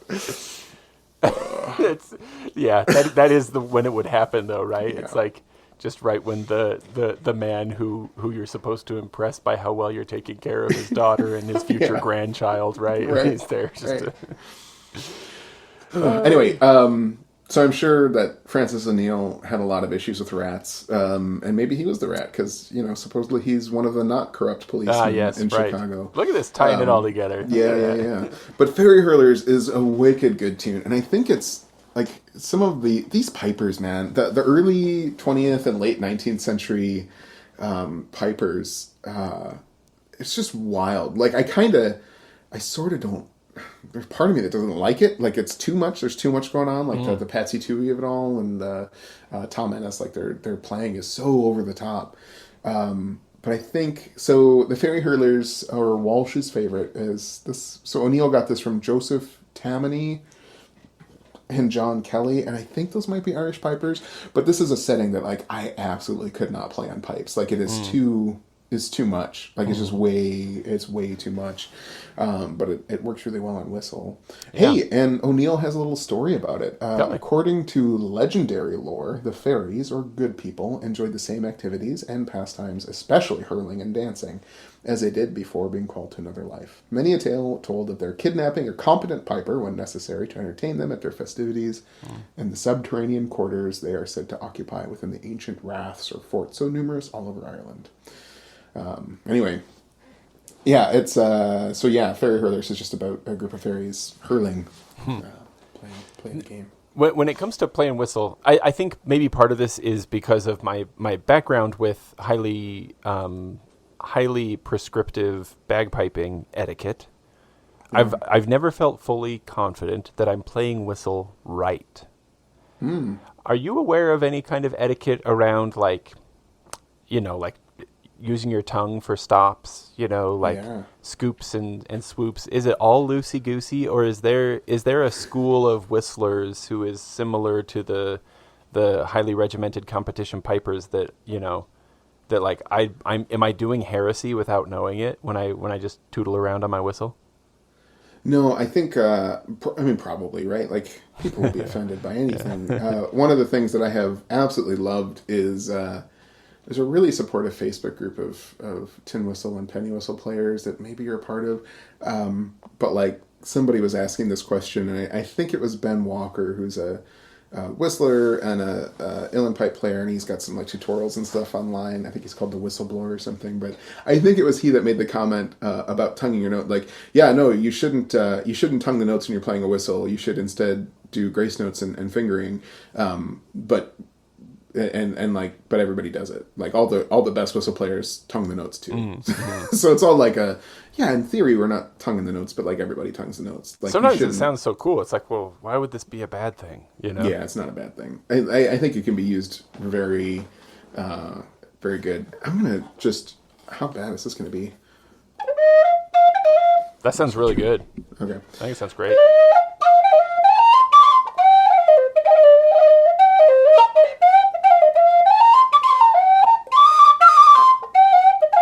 I think there's some tonguing in there. Like, That was so cool, man. it's so good. Yeah, that's a setting from, I think, Margaret Berry of Johnny Cope, and it's been like my favorite thing to play on whistle forever, and it's like really influenced my uilleann pipe playing for a while. But yeah, there's this really cool folk collection of recordings of people playing traditional Irish music, and it's just like these kind of recorded in the wild things, but somebody did it as a project with like annotated, and I lost it for years. Like I had it recorded, and then I found the website, I don't know, 2005 or something, like in the early, in hindsight, it feels like the early days of the internet where like everybody had individual websites rather than there being a single place for this stuff. Right. And I found it again like a couple of years ago after years of failing to relocate it, but I might see if I can find it again. But anyway, Margaret Berry is just a stellar whistle player from like late 20th century Ireland, and I think she did some. It's that same thing. Does a lot of embellishments, but also tongue the note. You know. Anyway, I'm going to Google it right now. What whistle was that you were just playing too? Is that your newer one? No, this is B flat generation whistle, which is whatever. She recorded this. It was transcribed in 2002. I've got it. We can put it in the show notes if you want. But it's so good.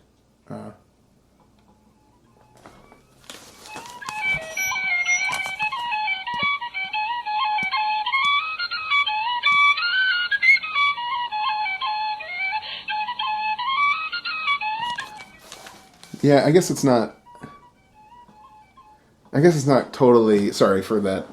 No, that's great. Yeah. But fun up. I guess she doesn't do a ton of tonguing, but anyway, it's a cool website. God, you look at this website though, and it is so it is what the internet looked like. A little blast from the past 90s. there. Yeah, like it's wild. Anyway. We got to have some like sort of museum pieces like that. We can't have every website updating. We gotta remember where we came from. Our roots. Get back to our roots. So then whistles. Let's hop to some uilleann pipes. What about you've got this one that's a set. I know that you're probably going for an accuracy thing here, but track 8 is Jackson's Snack, Jackson's Dream, Jackson's Rattle, Jackson Over the Water. And there is a part of me that's like, what about Jackson's Over the Water, right? Like a bunch of possessive apostrophe S's and then a contraction apostrophe S.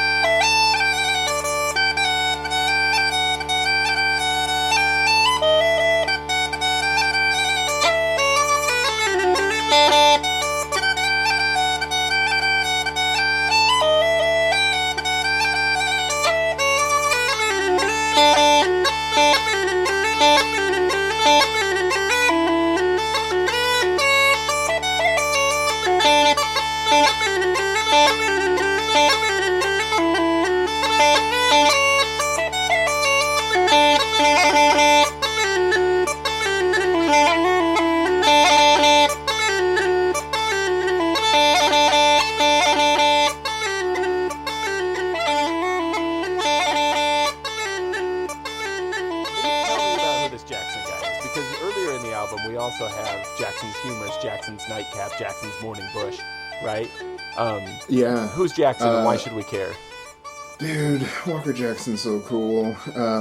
Like, in an era of being crappy to people, be a Walker Jackson, like, is sort of what I feel like. But, so Jackson is a gentleman piper, and, like, gentleman pipers are a weird kettle of fish in like Irish history, because like there's this romanticism about the gentleman piper of like these Victorian looking guys in like fancy suits and top hats that are going around playing uilleann pipes, but like to be a gentleman piper, it's weird that there's like this mythos around it, but I feel like it's disconnected from like some key parts of Irish history that are going on where like, yeah, a gentleman in Ireland for a big chunk of Ireland's history, especially when gentleman pipers were around, were Protestants in a pretty like apartheidy, oppressive system for the majority of Irish people who are Catholics. And like, so Walker Jackson is a landowner, which means like, I'm pretty sure he's a Protestant, but he was really involved in like Irish music stuff. And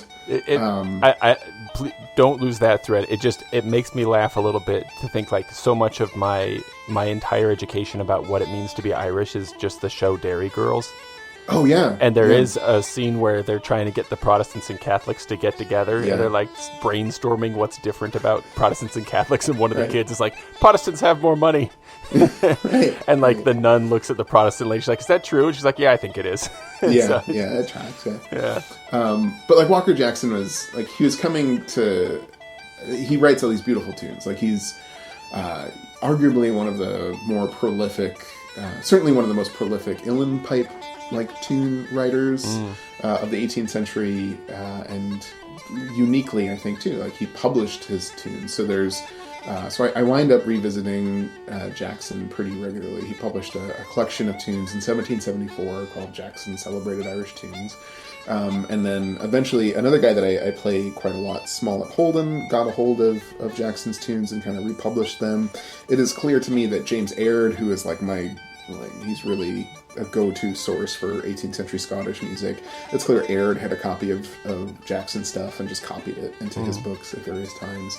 By the way, Walker Jackson is uilleann piper, gentleman piper, owns, a castle, but he's like involved in Irish music stuff and Irish language stuff in a time period where there weren't really a ton of Protestants doing that stuff. And like the 1780s and 90s and 70s, I guess, like to a certain extent, Jackson is a product of his time where there was this moment where it seemed like Ireland was going to go better, like where England wasn't going to be so horribly tyrannical against the Irish. Like there was a movement to kind of soften more of the anti-Catholic laws and stuff that were on the books, and that all kind of evaporates during the 1798 rebellion. Like there's an attempt for the Irish to get like Irish national identity, to create an Ireland that's not colonized by England in 1798, and after that it all goes very downhill and leads to the genocide that is the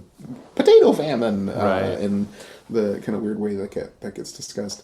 But yeah, so Walker Jackson, cool cat, writes a lot of really cool tunes, and like also tunes that make it all over the place. And I don't know if this is because there wasn't a ton of music being published in Ireland at the time that people wanted to include Irish stuff and they went to Jackson, but like Jackson's Morning Brush, which is the other set, and the other track, like that's in everything. Like it's really hard to find some publisher in England that throughout their don't do some version of Jackson's Morning Brush. Like it was just clearly one of the more popular tunes around. And so all of these tunes, like I actually thought about just I wanted to call the album Jackson's Bannocks of Barley Meal because there were so many Jackson tunes on it. Right. But I didn't I didn't do that because as much as I think there might be a setting of it, I think there isn't one, actually. There isn't anything that Jackson wrote. But it's sort of a joke, too. Like, there's another uilleann piper named Jackson who wrote tunes, like, within 100 years of Walker Jackson dying. So it means that there's this huge amount of tunes that are attributed to Jackson, or called Jackson's blank. Right. That we don't really know. Like, it's like, which Jackson? I think it's something like 300 tunes are attributed to Jackson, of which like probably 100 are actually Walker Jackson. But often, like, you just see tunes that are just like, oh yeah, Jackson did that. Like, I've seen Irish Washerwoman has been like attributed to Jackson in some places. I've never seen him put his name on it, but the one collection of tunes he put out is pretty small, to the point where I've done, like, it's kind of a short episode. I've thought about doing it every year to, like, oh, let's just record all the Jackson tunes this year and see how my piping's doing. But yeah, that's what these are. And this is mostly from, so this set, Jackson's Snack, that's the one we're talking about, right? Jackson's yeah, that's Snack, right, Jackson's Jackson's Snack. Jackson's Rattle, Jackson Over the Water. Yeah. So, Jackson's Snack comes from Canon Goodman, who's, like, speaking of the famine, like, Goodman is another Protestant, who is an amazing uilleann piper and like collector of music. And in the Goodman collection, he has a section that is just called, like, they're just Jackson tunes, and that's where Jackson's Snack comes from. And then Jackson's Stream and Jackson Over the Water both come from Jackson himself, from his celebrated Irish tunes. And then Jackson's Rattle comes from another dude who's just super interesting to me. John Murphy is an Irish piper that lived in, I think, Glasgow or maybe Edinburgh, but I'm pretty sure it's Glasgow. And he published a collection of tunes, a collection of Irish airs and jigs with variations, and they're just wild. Like, John Murphy's tunes are nuts. Like, they're all really cool sounding and not at all what I would expect of the music. So, which I think, like, the final track of the album, Miss Boswell's Jig, comes from John Murphy too, of just like, that's not a tuning, like, that's not in a key signature or whatever that I would be expecting. That's not time signature key, whatever. Do you get the impression that, like, these gentleman piper characters, like, the gentleman part of it is what meant they had the time and resources to come up with a lot of tunes? I don't know. Like, I think, I don't know. I mean, I could be wrong. Just, this is sort of just me. I haven't done any detailed research into Irish history apart from looking at music and apart from listening to a good amount of the Irish History podcast, which is pretty cool. Everybody should check it out. But so I don't know. I could be wrong. Like, this my assumption about gentleman pipers definitely falls into the category of thinking rather than researching. One of my favorite phrases. Yes. Yeah, but, like, there's just not the reality of how the system worked in Ireland. Like, you couldn't own a big estate if you were Catholic for, like, a big chunk of that history of colonialism. Like, that's just not how it worked. So if Walker Jackson has a castle that he calls his turret or whatever, like, yeah, I don't think that dude's Catholic. And I think that tracks with other things I've read about him too. But it's like, but it feels, maybe it's just my own ignorance, right? Because, like, I only have a very vague sense of anything that's going on pre-1980s, really. Even there, it's a little hazy. But like, it seems to me like I can understand the popularity in England of the romanticized idea of a Highlander, right? Taking hold at some point. But it feels almost surprising to me that in this time period, an Irish person would be enthusiastic about Irish stuff. And I don't, like, it's sad that it's that way, if it is that way at all, but it just was this fashionable, in a way that somebody of means would somebody of means not be, like, I don't know, into opera in Italy, instead of looking at their home turf for, like, I love these traditional tunes kind of thing. You know what I mean? Yeah. Well, I mean, there's something to be, that's one of the strengths of uilleann pipes, though, too, right? It's like you can play all that stuff. Yeah, that's true. He could do the contemporary tunes on those pipes. Huh? Yeah. And it seems like a lot of, like, educated enough to, like, collect sheet music anyway, working pipers did that, like, played a mixture of stage music and traditional music. There's a I there's I often complain about the several like half-finished episodes that I have, but I have this manuscript that I'm not supposed to have from a museum and library that hasn't responded to my inquiries about whether I can do anything with it or not. Intriguing. But it sort of feels like the holy grail of what an Irish piper's repertoire would be in the 18th and early 19th century. And I at some point I'm just gonna like to hell with it and do it. But it was really interesting to look through this collection of like a several generation family of pipers and like look at the stuff that they had in their tune book of stuff they had collected, because it was a mixture. Tell me that you found this in a cave on the island of Skye or something. No, it's like sort of cooler than that. Like it's not cooler than that, obviously. But like it's a somebody did a good scan of this collection that was donated to archive in Ireland, and somehow a very like a musical hero of mine got a hold of it and was like, I don't know how I got this, but here, this is what you might be interested in this, but don't do anything with it until you get permission from the archive or the Library of Ireland. And so I emailed them in the middle of the pandemic and they didn't respond, and I should just do it again. There's got to be some kind of statute of limitations or something thing here where it's like, I gave him 45 days. Yeah. I can do what I want now. You know? Yeah. It's like, there's this weird vibe of like, I put so much work into these podcasts and this stuff. Like I want more people to listen to it, but there's also part of me that's like, maybe it's okay if there's only fly under the radar a little bit. Like it's better that not a lot of people listen, so I can just do what I want and talk about it. Anyway, it's a really interesting thing. I think it's called the O'Neill manuscript, but it's like there's a cool mixture of very traditional Irish music. There's also several passages where it's clear they were just copying out O'Farrell's pocketbook companion, and then there's just broadsides that they bought in the streets that like somebody was selling printed music from various plays and operas. And like that was in their tune collection. So like that kind of popular music is a thing. And again, in terms of like not reinventing the wheel, my buddy Dave Rollins, who does just some amazing stuff with John Swain's low D pipes. But Dave Rollins, like that's kind of his big kettle of fish, is that he thinks a lot of our piping stuff from the 18th century, like all these tunes that we see being popular traditional music, where people will say, well, it's traditional, without actually investigating what that means or where it comes from. Like he thinks that most of that is actually stage music, that we've just kind of erased that history. And I think it's one of these things that's kind of hard to, maybe he doesn't say most, but he's got several interesting, like, well, here's the history of this tune, and it turns out it's from some opera or whatever. But like they're influencing one another, right? Like Alan Ramsey does his like The Gentle Shepherd, which is a Scottish opera that is trying to break the mold of like, well, operas don't have to be Italian. Like we can use Scottish folk music in order to have an opera as well. And that's what, like the Beggar's Opera is the same thing in England, right? Like a couple of years later. So it's like, it's sort of a chicken and egg thing. Right. That's constantly. I love those kinds of questions though, where it's like you have an assumption and then you realize this thing that makes you go, oh, my assumption was incorrect.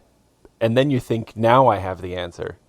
But then there's another thing that makes you go, oh, wait, I haven't gone deep enough yet. And, 7-8 steps down the line, you finally realize, like, I'm just going to have to live with the fact that I will never know for certain and just be delighted by the mystery, Yeah, I mean, that's it, right? Like, the more we know, the more you know you don't know. Yeah. Like, that's all that actually happens. Like, but it's so fun, right? It's like, I don't know, man. I've got to imagine that a person who's so enthusiastic about history, reenacting and stuff like that, surely you fantasize about time travel, right? I mean, we already talked about if only you could intersect with George Mackay, right? Sometimes one of my favorite, like, when I'm just driving, like, imagination games to play, we all have those, right? Yeah.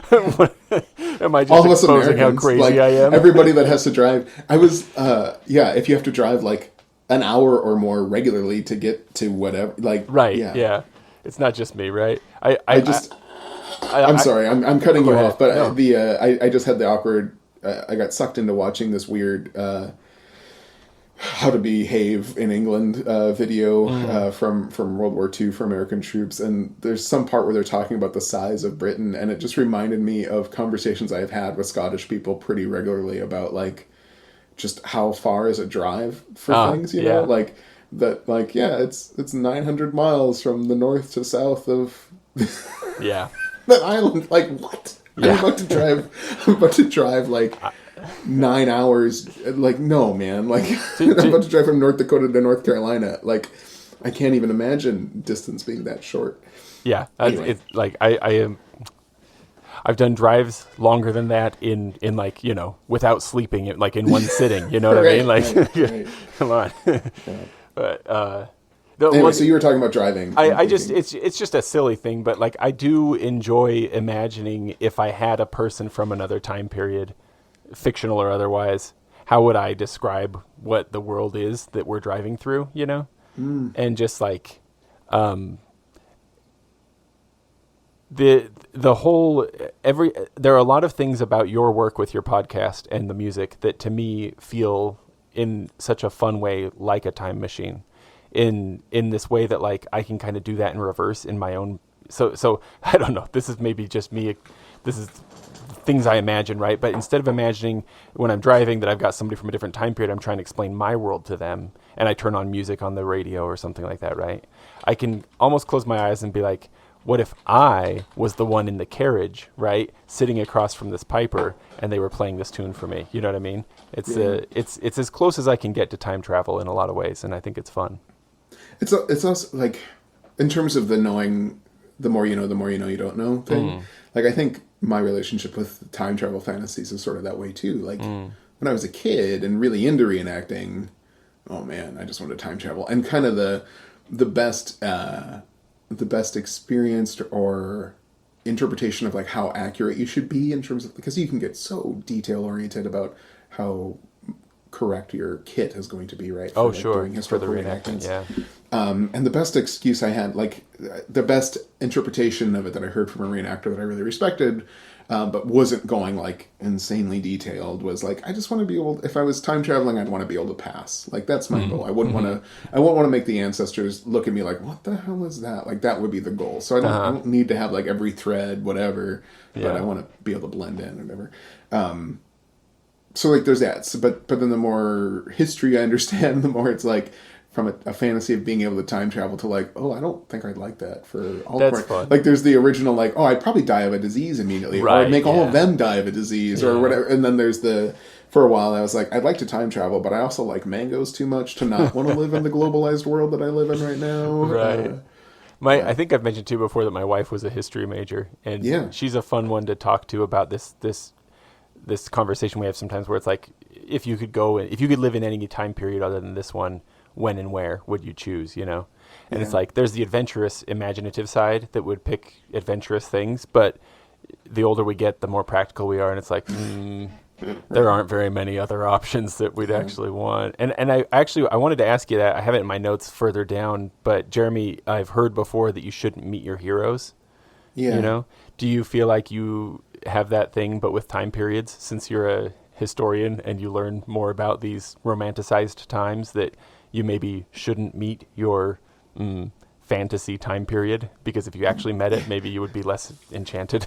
It would smell way worse than enchanted. For one thing, Yeah, so I don't remember exactly the thread that I was building towards before, but I don't remember how I was going to do it. I don't remember how it tied into talking about Bros and John Charles at all, but I remember what it was. Okay, perfect. And it ties into this. It ties into that question pretty good.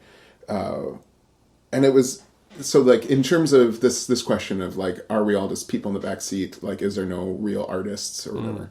Like, I think you're right that there's a lack of self-awareness that you need in order to do it. And some people like are really unself-aware or are very like have a healthy, like there's a certain level where like maybe it's just that you and I are unhealthy, really. Like that's the reality, right? Is that, that there's a lot of us that are a little too self-criticizing and too much in our own heads, and we should embrace our skills more than we do, or our various outlooks on life. But then there are definitely people that are like, they're doing the thing, like they are defining the era, and it's been really hard. Like so much of the way we talk about history as like professionals, we've moved away from doing like the great man histories because it's like it's wrong. Like it's often wrong. There are so often like it's small level people, like the masses moving and shaking things rather than individuals, and and by only focusing on the great white men of history, you're kind of missing out on the stuff. And I've had a really hard time with that since the invasion of Ukraine, of like, this is a Putin thing. Like, it really feels like a Putin thing, and maybe, like, there is more nuance going on there than just saying it's a Putin thing. But at the end of the day, I have a hard time believing that this like many years like lasting war, or I guess not many years, but this year, I guess we're like over a year in. Yeah, we're over a year now. Who knows how long? Yeah. It's hard to imagine that would really exist without Putin. And so it's sort of like, oh, okay, well, maybe there's something to this. And there's also something to what you were saying. I'm not sure if that's going to make it into the edit either, but like I'm just gonna leave it all. I'm throwing it all out there. Yeah, it's just all in. But like the Nietzsche thing, right? Of like, like here's a guy who said so many things that are sort of like, how can a person that ascribes to think feel that way? And like, I was shocked in my head the way the media, kind of the news cycle these days. It's really weird for like being a historian and having to be really concerned about what the new outrage thing is going to be, because like being a college history professor is suddenly like I'm a enemy of the state somehow. Yeah, like it's a high risk job all of a sudden. And like, and I just, it's the way that it's talked about, I was, maybe these high school students are super educated, like coming into college and know all these things already. Like, I got literal gasps from students this year when I told them that, like, Thomas Jefferson said some racist things about people. Like, that, like, they had never, I don't think they knew that he had many children who he, kept enslaved with another slave, Sally Hemings. Like, I don't think they knew that. I don't think they certainly didn't know the language that he used and the words that he wrote, and like his manual for farming, or the Lives of Virginia. That's like this template for like how white supremacy works, basically. Of like that was all news to them. Like, it wasn't a thing, and it's hard to figure out how to deal with a person like Jefferson, because, like, he's a victim of his time, and that the argument being made often for like why he enslaved his kids is like, well, if he had freed his children, the laws in Virginia would have meant that those children had to leave the state, so he'd never be able to be around his kids anymore. So you can read into it that, like, well, Jefferson loved his children and he didn't want to free them because then he wouldn't get to see them. It's like, yeah, but he wrote the laws. Yeah. Like, he's a lawmaker. Yeah. So it's really hard to give these people passes that are like the philosophers that are defining the era. Yeah. Like Voltaire said some horribly anti-Semitic stuff. Yeah. And it's hard to give him a pass for that because he's a professional thinker, Like, how can you be a product of your time if you're the person defining the time? Like, that's, like that doesn't really work. So, yeah, I don't know, meeting your historical heroes, I don't know that everybody is so much more nuanced than we give them credit for in, like, the fancy film version of their lives, right? So I don't know. Yeah, don't your own historical eras and the heroes of that era are tricky, and tricky kettles of fish. I wonder, like, it feels a little bit like this makes it like there have been some examples in my life where, like, there have been artists who have made things that I really, really like their things. This is probably a very tired conversation, right? Of whether you can continue to like a person's art even when the artist is, shown to be distasteful or even terrible, Right. And I'm not saying that I have the answer to that, right? But it's like, is it fair? Is that the word? Is it fair to someone like Jefferson, for example, to have an expectation that they would be anything better than a normal person? And just a normal person given more money and power means all the normal person things get bigger. Maybe. Oh, that's interesting. Maybe I rebel against the idea of normal person, I guess. And I should say, like, I don't know. Jefferson is complicated. One of the most powerful things that I saw, I visited Monticello a couple years ago, and, like, it's really hard to argue with I mean, part of the frustration with Jefferson is because he does seem so brilliant, right? Like, seems so brilliant. And, like, the Declaration of Independence and, like, the words that he wrote wound up being used all over the stinking world. And as much as Jefferson clearly had, like, very, like, set up the language that racism in the United States would be dependent on for a generation or two, every revolution in the Americas, except for ours, ended slavery, and every revolution in the Americas used Thomas Jefferson's words. Like, so now how do we weigh those two things against, and how does it come out, Are the scales, so, is that even, Steven? Does that mean it's fine? Does he get into the good place? Like, right, where does his scale, where does his scale end? Yeah, is his heart heavier than that feather or whatever the system it is? Yeah. Yeah. So I don't know. Like, I think, to me, I don't know that we have to put things on good or bad. I think I think it's worthy. I think there's something helpful in realizing that the people that we put on pedestals are also problematic, and we don't have to be so afraid to make things and to say things and to be wrong about it. Like, make your art, even if you're going to realize that Invariant District is going to publish it later that year, and you're going to feel real stupid for including it in your album. And John Charles was recently telling us about how he was trying to play around with live tuning a drone.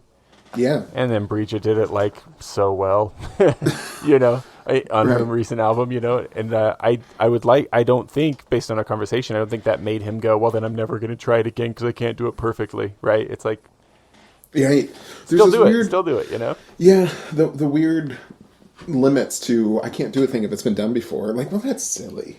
Yeah. Just do the things. But it is a trap that I know personally. I certainly used to be very deep in it. It was like, well, if I can't find a brand new thing that no one else has ever done, then I can't do a thing. That's the only kind of thing I can do. It's been weird. I go in fits and starts of listening to other people's music, and the time that we're recording this, it's like, what, Carry Them Along is like, that's the hot thing, man. That's the hot thing on the street right now, for sure. But there's a bunch of, it's just weird, like how much, there's been so much good music lately that it's kind of hard. It's hard for me to work on the next album, because it's like, well, I don't know if I'm going to, am I going to put anything out that's as good as any of that? Like, maybe wait till stuff cools down a little, right? And make the market a little hungrier. Yeah. But it's tricky. Like, it's weird. The nice thing about trad music is you're not competing with the Beatles, but you kind of are, though. Like, we have our own Beatles. Yeah, right.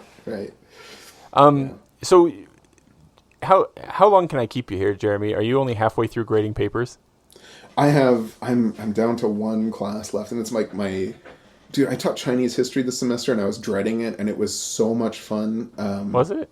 Yeah, it was so good. Like, how much of a generalist do you have to have been in terms of history to get to to where you have the position where are you encountering any course material that's things that you haven't studied before, so it's totally new to you?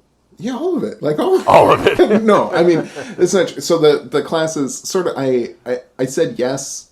Like the academic job market is fraught, and I didn't realize kind of what I had the power to say yes or no to, and I got hired into a department that had been like bleeding off faculty members for over a decade. So, so anyway, I just kind of, in my conversation with the interview, I mentioned that I had taught Chinese history a couple times as a TA and world history once, and like I basically listed all the things that I had taught as a graduate student, and that quickly became what all of my teaching assignments were. They took careful notes and gave you exactly those assignments. And I didn't think, and I'm glad I did it. I'm really glad I did it. Yeah. Every time I taught Chinese history at Iowa, it was under somebody whose specialty was Chinese history, and I was just leading the discussion sections. And also at Iowa, it was really interesting because they were all, like, most of my students were Chinese nationals. So they were kind of looking for an easy A / some of them were looking for an uncensored view of, or at least an American perspective on Chinese history. Yeah. But mostly they were looking for easy A's. But the students that were there looking... I had one student that literally wrote about, I'm looking forward to arguing with my uncle about this material. like, all right. Anyway, so... Uncles are the same wherever you go, huh? Yeah. Your foil for arguing about history and politics.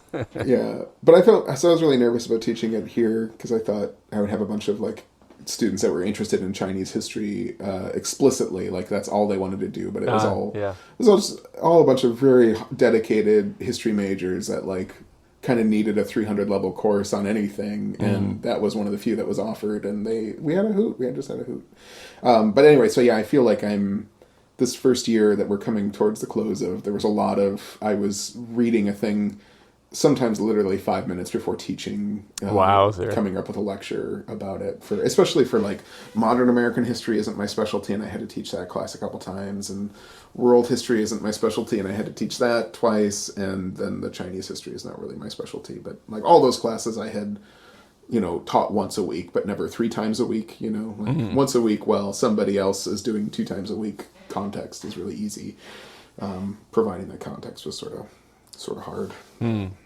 So your specialty though, is it language specifically, or is it culture in general? What's your specialty in a declared format at the university? Yeah, I mean that's sort of why I became a generalist. Is my specialty is so niche, and like any time you get to somebody who's like got a PhD in a thing, the thing they know a lot about is really narrow. But mine is maybe particularly narrow. I feel like I sort of feel comfortable saying that I'm an expert in like two-spirit, gender, and sexuality history of the Ojibwe of like the Red River and Great Lakes from the 1760s to the 1820s. So there's not a lot of big survey classes. It's like as you talk, I'm seeing like just people disappear. Like it's just right. like oh, there's one person left. Oh, and it's you. It's you. Yeah. So it's pretty niche. So that meant that when I needed to like come up with work, they're like, okay, we're going to have you teach Japanese history this semester. A lot of other stuff besides. Yeah, I don't know if we can fill a lecture hall 5 days a week for you here. Yeah. Oh, well, that's pretty cool, man. Well. But anyway, so you can keep me forever. I can keep you forever. Well, good, because I do want to hear some more tunes from the album. I also was curious. I appreciated in the show notes you listed all the instruments that you used. Oh, good. And it's fun looking down the list that like the second to last one. So it's like you got is it David Boisvert, drones and regulators? Yeah, Boisvert. Then you've got your Kohler and Quinn uilleann chanter, your Chieftain low D whistle, your John Swain lowland pipes, your Kintail highland pipes, your 1960s Hardy highland pipes, your Denny Hall Scottish small pipes, my wife's busted up childhood folk harp. What? Tell me about the busted up childhood folk harp. And my wife, like she wanted to play a harp as a kid. My wife was super into fairies as a kid. This is okay. So you two were destined to meet in so many ways. But I don't know if that's where the harp thing came in. But as a kid, she wanted to play the harp, and she had to like negotiate with her parents to learn a conventional instrument first, I guess. So she took piano lessons for 2 years, or an maybe experience 1 year. Many of us are very familiar with. Yeah, very relatable. So she took piano lessons for a year or two, and then earned the right to get a harp, and then she got a folk harp, and hated it. Like she's like, no, pianos are way easier, so I'll do that. And for the whole time that we've been together, she's had this harp in her closet in her childhood home, or like wherever her parents are living. And I kept thinking, like, because I've always known about like the history, not always, but like as long as we've been together, I've known the interesting history of like pibroch and harp and Irish music and Scottish music, and I'm like, I should look at that. I don't want to look at that thing on harp. And then it became clear, like after 10 years or whatever, that like, oh, this harp really just lives in a closet and nobody looks at it ever. Mm-hmm. I'll just bring it home and see what I can do with it. And it's so fun. It was so fun to play. Yeah. But yeah, it is a kind of, I don't know, harp from maybe 2000 or 1990 something, and I have no idea how to play. I mean, I kind of know how to play it to the point that I know I'm playing it wrong, and like most harpists, it seems like you kind of it seems like you're supposed to play the harp with your hands sort of close to the narrow part, like to the high notes, like that's kind of where you start. I play it on the bottom, and like there's all this technical way you're supposed to play it to get good sound. I don't know. I'm just like plucking at the strings, it's real it's real chaotic. Yeah. But it was really fun to play. I had a lot of fun playing it. But then I broke a string, and then I couldn't replace it. I realized too when I tuned it, I tuned everything one note wrong. Like it's one note lower than it's supposed to be. Yeah. Everything. So it's a real crappy. It is an entry level folk harp from maybe the 80s or 90s or something, and I've tuned it wrong, and the strings are a mess, and like clearly she broke some strings and replaced them because like the colors matter on harp strings. And oh sure, yeah. Somebody restrung some of these things and just put them in willy nilly, and so I assumed you could put them in willy nilly. And then talking to some of my harp playing friends, it's clear that I was kind of coming close to building a bomb. You know, like there's so much tension on a harp that if you mess it up, like it'll blow up. And it sounds like the origin story for like Eddie Van Halen's guitar, though. So I think maybe this is an auspicious beginning for your harping career. Yeah, I kind of miss it. I found a harpist here in because it needs new strings, and I'm kind of bummed because I really liked playing. I like playing Roly Poly on it, and there's another tune that kind of builds into a set with Roly Poly that I can't figure out the name of. I can't find where I got it, so I've just decided to give it a new name and call it my own. And but anyway, it all works really well on harp. But because the string broke and the tuning's all messed up, I've been thinking about just trying to give it to some professional harpist in town to get it restrung. But that's a thing. Like that's a huge thing. I just thought like, I'll just get some new strings and do it. And talking to my harpist friends in Iowa City, they're like, you kind of can't just do that. You got to know all these details so you don't blow it up. Like what? So it's like reading a chanter. It's not like you can just throw strings onto a guitar. You gotta, like you could. I don't know. I'm like sometimes I know enough to be dangerous. Yeah. I'm just dangerous. I don't know anything, but I know that I'm dangerous. I guess that's what I know with this harp. But. Well, what about your arsenal of instruments has changed since you made this album? What? Not much. I got a couple new whistles, I guess. That's about it though. Yeah. This B flat generation whistle is pretty cool. I just got this new G whistle, which I really really like. It's super loud though. Like it'll probably max out the thing. What is it made out of? It's aluminum. It's the same maker as my low D whistle, but it's tunable, which I really like. And I don't know, it's just so loud. Like I think the G whistle is louder than my low D whistle, but yeah, it's a fun little thing. It comes, it's a good. It's weird. Low G is a weird pitch on a whistle because it's like. You can kind of do piper's grip and you can kind of not do piper's grip, and neither really work well. Like it's hard to play with your fingertips, and it's also hard to play with piper's grip. So that's a weird thing, and it's also a very unforgiving whistle. Like a lot of my whistles will like if I flub the note, it doesn't ring out so awkwardly, or like the octaves aren't hard to get right. But woof, this really Thunderbird G is tricky. But yeah, my arsenal hasn't really changed much.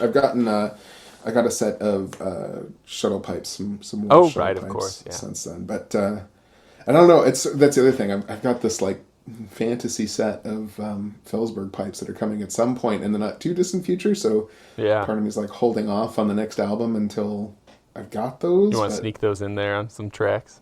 Yeah. The small pipes that you used to do the Mermaid set, which is track 9. Would those have been then let's see, I'm looking at your list of instruments. That's a borrowed set. Oh, that's the borrowed set of Ray Sloan's small pipes. Okay.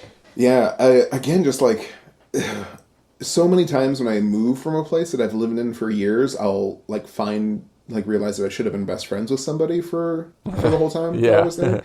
And your upstairs neighbor just had these pipes in a box. Is that what you're going to tell me? Right. Like not upstairs, but like literally in the same neighborhood that I lived in for a while. Turns out there was another piper. Like I didn't think there was any other pipers in Iowa City. There's one other guy that played uilleann pipes, but he kind of switched back to saxophone. It's sort of a sad story where like he had I don't know if he had a half set or a 3/4 set from Tim Britton, and then he got a full set. Like went to Ireland, picked up his full set, and like uilleann pipes are so mean. They're just so mean. and like I'm sure his pipes sounded great in Ireland, and then got them home to Iowa, and I assumed that they went pear-shaped. And he just like, well, I guess I'll play saxophone now. Like he went back to, he kind of quit showing up at sessions and dropped out of the Irish band he was in and just started focusing on his jazz again. It's like, oh man. So yeah, anyway, so I didn't know any of the other pipers in town. I didn't really think there were any, but like in 2020, I guess, I met this kind of lovely woman who was in Iowa to get the, like Iowa City had a big creative writing program, and that was her background. Sorry, my microphone came unplugged, and I'm just fixing that here. Oh, so... Anyway, this gal played highland pipes, and her small world, but like her aunt, she's from New England, from like Maine and up there, and her aunt was kind of big in the Irish music scene up there, and Ray Sloan had come to do a workshop or something up in New England, and bought her niece this kind of beautiful set of small pipes that Ray Sloan had made, and yeah, she just let me borrow them because she wasn't using them terribly much, because Ray Sloan's pipes are like, they're good, like they sound great, but they're not, like they're definitely, they take some familiarity. Like kind of every set of pipes has it takes a while to figure out its eccentricities. Yeah. And those small pipes have had a couple little like, that's tricky. It's tricky to get it worked out. And I think Amelia, I think the woman who loaned me them, I think she might have broken a reed at some point too, so that like kind of when she was in that getting comfortable with the set of pipe stage, they broke too. So it like just added all this sort of hassle. So anyway, we kind of wound up having a mutual friend, and she brought the small pipes over to see if I could get them to work better for her. And I just asked to borrow them so I could record them, because I didn't have really a good set of small pipes at the time, and I wanted to use them for the podcast. But did they have the pull switch at the end of the drones to turn them on and off? That's so cool. Yeah. I've seen, that's the feature that has stood out to me before when I've seen Ray Sloan's pipes. Yeah. So it's like, so Ray Sloan is like, it's interesting. It's interesting, right? Because that's Northumbrian. Like that's a Northumbrian thing.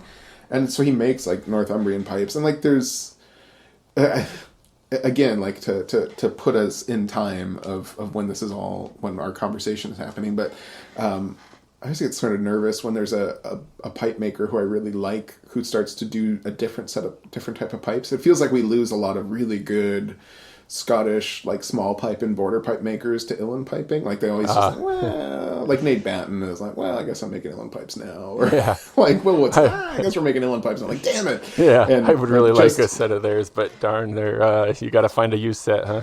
Yeah, and so Rob Felsberg just posted on social media like 2 days ago. Not like, him too. Here's a set of uilleann pipes that I've been refurbishing. I saw that like, post. No. I did not even think of making that connection. Yeah, this is like the Timon and Pumbaa seeing the writing on the wall situation, right? It's But I don't know. I hope Rob keeps making. I mean, whatever. I'm sure. Like the world needs more uilleann pipes too. It's just there's so few. It feels like there's so few good Scottish small pipe and border pipe makers that stick at it. You know. But uilleann pipe, it's just. I mean, it's not like there's a plethora of uilleann pipe makers either. It's just. Yeah, that's true. We need them all, don't we? Yeah, we do. We do. I don't know, man. We need to subsidize. We need to do better work of subsidizing our pipe makers out there. Like, anyway. How do we get some government grants or something just to go toward the whole thing? Yeah. Every once in a while, like NPU, like Napibra Uilleann does a lot of work to like make sure that pipe making doesn't die, because you know, like it was really close. Like Leo Rowson was sort of the only living person making uilleann pipes for too long. For too long, it was one dude, and maybe not, but like basically it was one dude. And Napibra Uilleann has done a good job of like making sure that doesn't happen, where there's a lot of people that are training and learning how to make pipes all the time. But like, I don't know, it doesn't make it any more affordable, and it doesn't make being a professional pipe maker pipe maker any more a better living. Yeah, like it's still brutal. Like uilleann pipes are super expensive, and still the pipe makers themselves are broke. Like it's not. That is it's the messiest thing, man. I've been thinking about that because we've got Dirk there in Colorado who's been reading that chanter you're loaning to me, and he makes them. You know, he makes full sets, and it's like, man, on my end of the potential transaction, I can't afford a set, and on his end of the potential, like it's so much money and yet so little, such a tight margin. You know, it's just, and especially in in America too. Like there's something to be said for countries with like nationalized healthcare, where like you can afford to kind of pursue your art if you don't have to worry about a medicine cost ruining your life. You know, like I don't know. A buddy of mine was talking. He used to be really friendly with Hamish Moore. Was like, you couldn't do this if you were American. Like you couldn't just kind of experiment and learn how to build small pipes and make small pipes in lowland. Like you couldn't do that in the United States. You got to survive first. Yeah. Makes me feel a little bit better about not pursuing my dreams. Yeah. I can't. I'm American. Right. Yeah. The American dream. The most backwards statement ever. Yeah. Right. Let's release this episode of the 4th of July. There we go. Perfect. Yeah. Oh. Hey, but that mermaid set, am I wrong thinking that the first tune in that set is on Breach's recent album? It is, yeah. Track 5, I think, of her album, a title that I can't pronounce. Yeah, she uses the Gaelic name for it, and I'm using the name for it. It's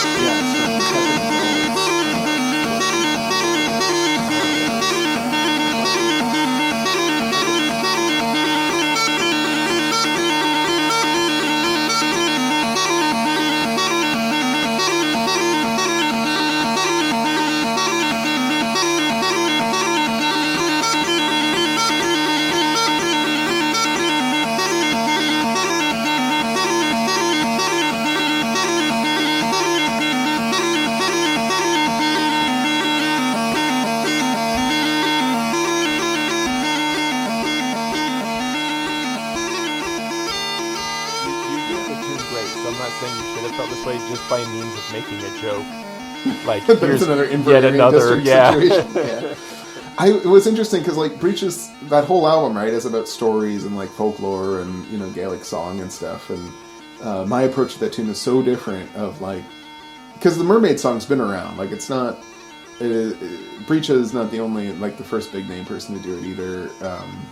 There's sort of I felt empowered to do it a little bit more creatively because I don't know if it's an Australian musician or if just an Australian told me about it, but that like there's a recording of, I think it's on saxophone, which is interesting for Breach to do. Another connection there, Yeah, but there's some just it kind of lends itself to monkeying around a bit, and so that's why I definitely monkeyed around with that a lot. Like so many of those Gaelic songs in Patrick MacDonald's collection of Highland and vocal airs from the 1780s, like they just feel kind of like, yeah, this is experimental. And when Patrick MacDonald wrote about it, he's like, well, you know, this is one version of it, but people did these things really different ways. And kind of one thing that I love from Patrick MacDonald's essay is how alive that music was. Of like, yeah, I recorded one version of it, but it was different every single time. And sometimes people would just hold a note that they liked over and over and over again for whatever reason as they were performing it.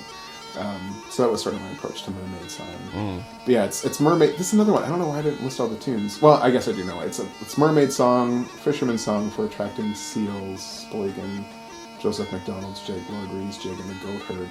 But like, I think Spolgan, Joseph MacDonald Jig, Lord Rees Jig, and the Goat Herd are all just numbered in Patrick MacDonald's collection. It's like tune 5, 6, 7, rather than like actually having the titles for it. But anyway. Well, the idea of having like living music, I mean, it's fascinating and interesting and exciting, and it also is like, I feel like it's like a good reminder, especially when dealing with historical music. Is that what you would say?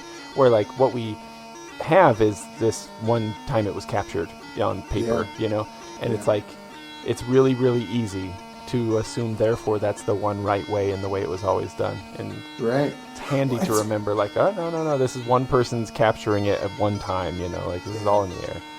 And that's one of the, I mean, again, that's one of the cool things about Patrick McDonald's and him just like spelling that out. Like, I heard this multiple ways. This is just what I recorded. It's weird to think how much I felt like I had to. In hindsight, it feels like such a straw man. Like, obviously, music can be played different ways, but like, part of that weird like pipe band and competition training is like, no, it's got to be this one thing, right?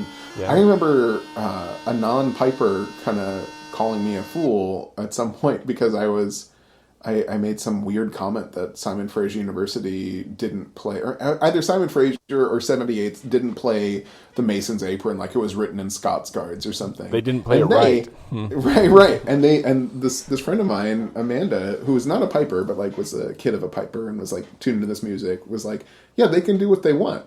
And I was like, what do you know? And like, well, no, obviously it's music. Like what? Yeah. Like this is a straw man to even suggest that there's one way to do a thing. But that programming runs deep, though. Man.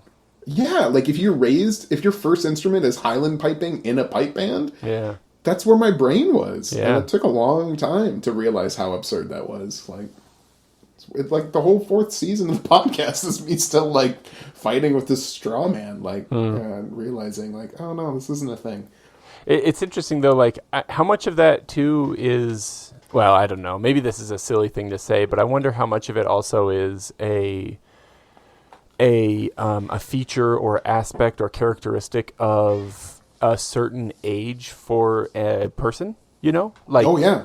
So you were maybe in your black and white thinking days, and maybe maybe a lot of people have, you know, gone through that too, you know. Yeah. I mean, I certainly have personally as well. You know, we're going from thinking there's one right way and this is the right way, and if there's a right way, that means every other way is a wrong way.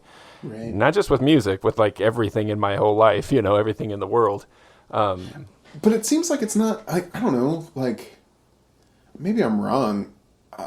I feel like I started learning piping at an age where, like maybe even a little bit older than where they would want kids to be learning it in Scotland. But maybe a little bit older than most people, or a little bit young. Like I was younger than when most people learn it in the United States, but older than when most people learn it in Scotland, I guess. Like I was 9 or 10, I guess, when I started taking Highland pipe lessons. And so, yeah, it's definitely that thinking. I don't know how strong the straw man lives in Scotland. You know, I don't know if that straw man exists in Scotland the same way it does in the United States. Well, like where there's that thing of like we are, rather than being part of a tradition, there's an aspect where we're kind of copying or trying to represent a tradition that we're outsiders to. So there's a more prescriptive nature to it, maybe. But. That I think that makes sense as an aspect of it for sure. And there's something like I'm not qualified to speak to, but like kind of comes to mind. I think it's maybe something William James was playing around with as like kind of a psychological. Whoa, dude, are you okay? That came through like that was an experience. That sounded terrifying. Did the rat get in? There's water. The rat did not get in. There's water everywhere, though. I thought I could just real quietly grab my bottle of water to drink some, but nope, not quiet at all. Anyway, William James. Okay, so it was like I'm having this like vague grasping at this idea that like incorporated groups of people, whether that be a tribe, a nation state, a church, a school, a company, whatever it is, might potentially as a group move through the same kinds of stages of psychological development as an individual does. But then the group, because it's a bigger thing, moves more slowly, right? And so it might take decades or generations to experience the life cycle that each individual within that group will experience in their one life cycle, right? But then it can also have this limiting effect where members of that incorporated group, if the incorporated group is at stage 3 or 4, then no individual within that group can go beyond stage 3 or 4, because if they do, they become outcasts from the group. And so, I mean, maybe this is just the silliest thing to apply to music, right? But like maybe we're, as a group, competitive pipe bands or just traditional musicians in general, or maybe just some of us who didn't see the light for a long time or still haven't. I'm trying to say this in a way that doesn't make me seem like I'm just saying that I have broken free of the shackles and am now so enlightened, you know what I mean? Right. But like, if the culture in general is, still a teenager in a way, then in general, all of us, our attitude about the music and what is right and what is wrong will remain teenager-like, unless put up against like great resistance, until the entire group as a whole moves on to adulthood, as it were. Does that make sense?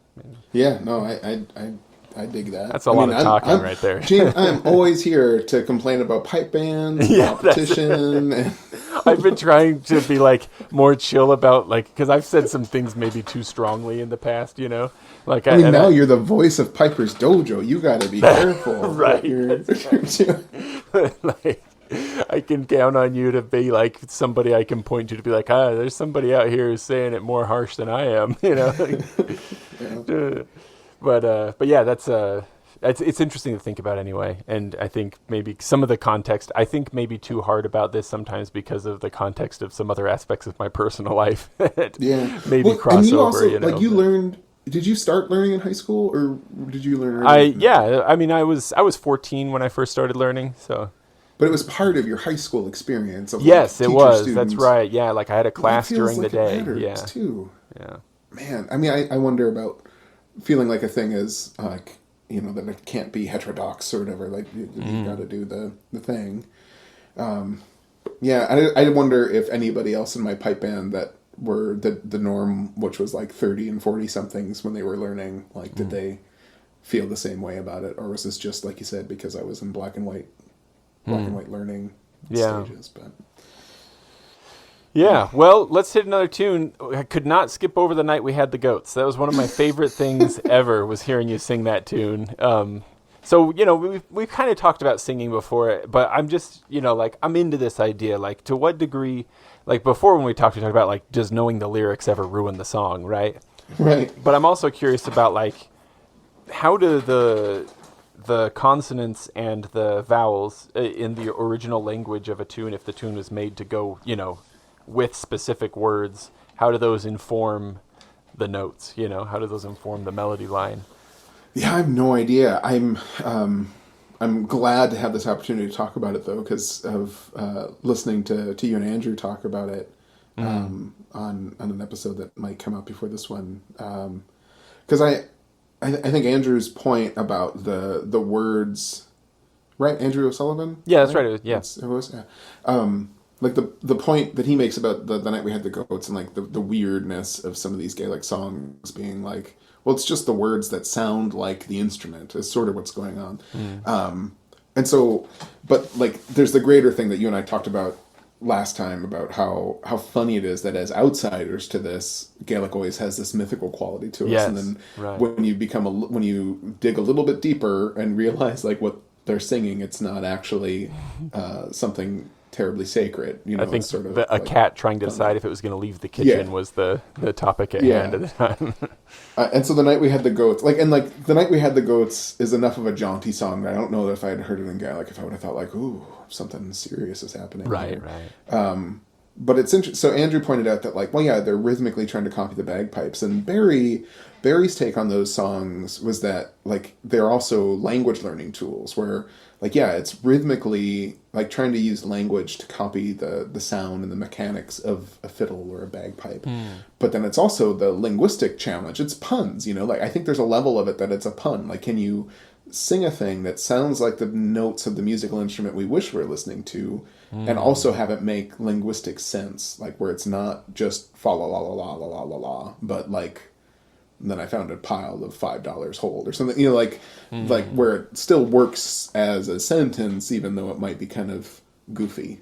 The night we had the goats, the three goats, the three goats. The night we had the goats, three goats. Yeah, that sort of works as a sentence. And it's for a kid's rhyme, it teaches you how to, maybe it's helps to learn how to do multiples or whatever. I don't know, but I don't know the details of that enough. I can definitely, I don't know if this really works as a direct example, but there's this really fun Ojibwe language, because I speak Ojibwe, don't speak Gaelic, and Ojibwe is a much more complicated language than Gaelic, and like it has a lot of complicated, very complicated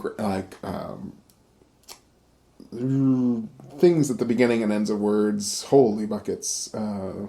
Prefixes, suffixes. Yeah, prefaces, suffixes that really change the way that the verbs work. It's a verb-based language, so you've got like things at the beginning and the end of the verb to change what a sentence is, and like it can kind of be hard to get people. Like it feels really intimidating at first. You're like, well, there's 4 different types of verbs, and every one of them has a slightly different variation setting, and like there's 4 different ways to say a thing, but there's also kind of more like 100 different ways to say everything, and it feels very like intimidating.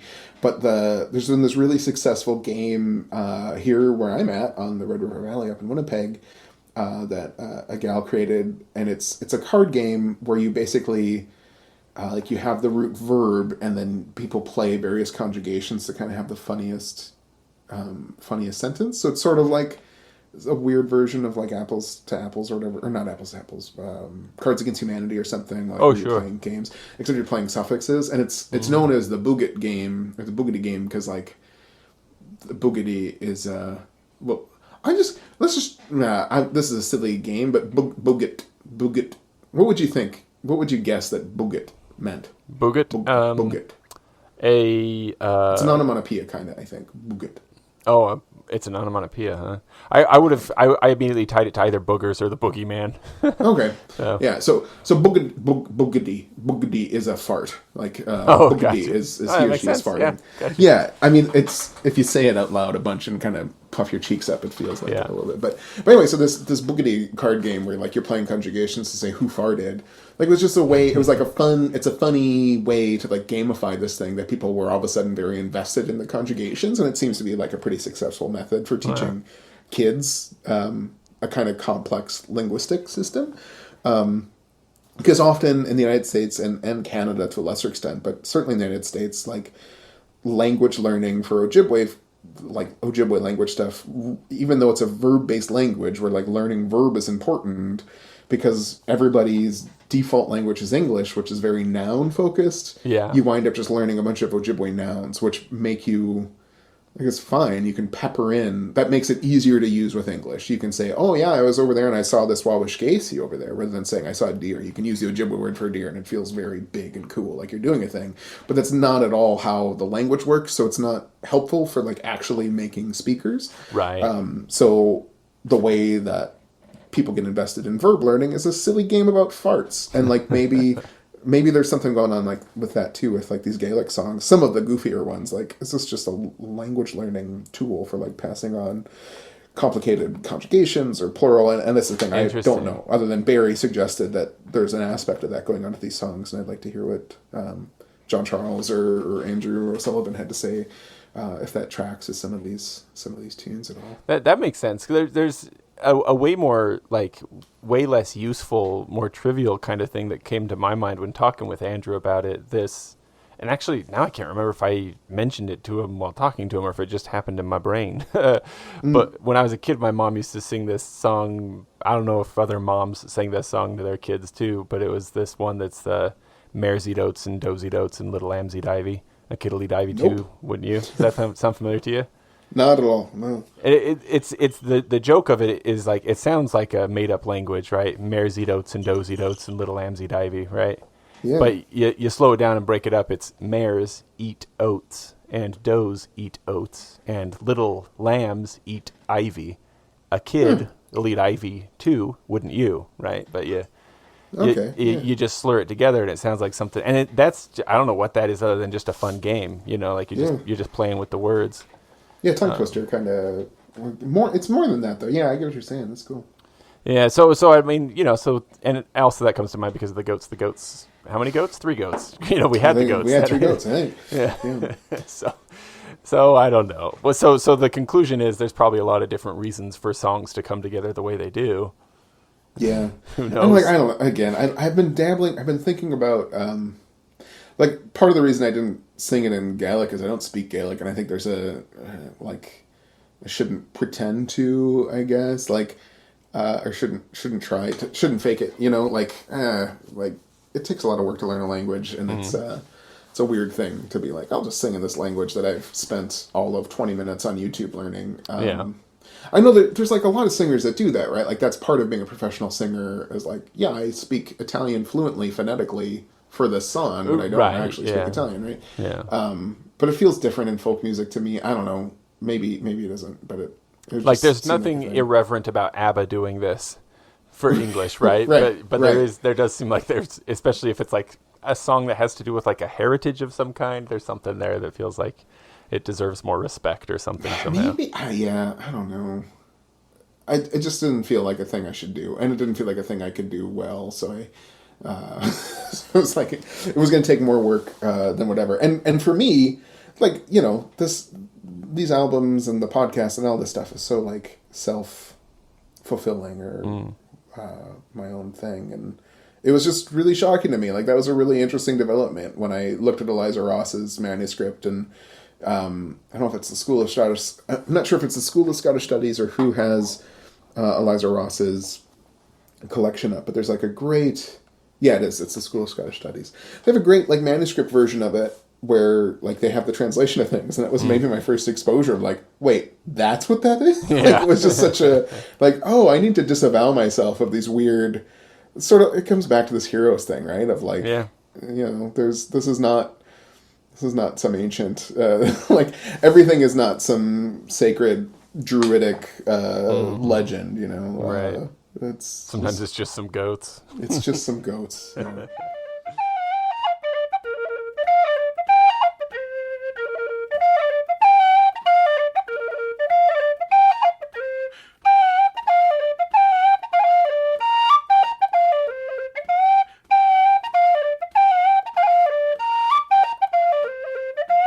The night we had the goats, we had 3 goats. The night we had the goats, 3 young goats. The night we had the goats, we had 3 goats. The night we had the goats, 3 young goats. We had the 3, yes the 3, yes the 3 goats. The night we had 3 young goats. We had the 3, oh the 3, oh the 3 goats. That night we had 3 young goats.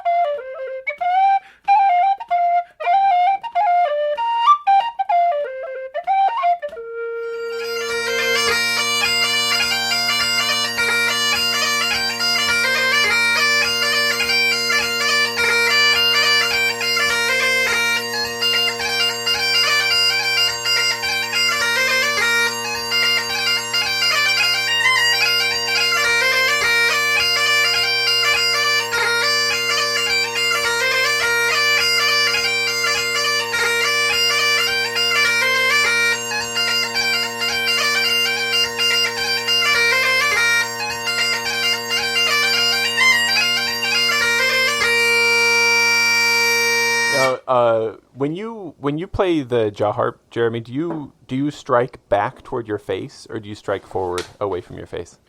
Mostly towards my face. Yeah. Gotcha. I really like the jaw harp groove on Pigtown Fling.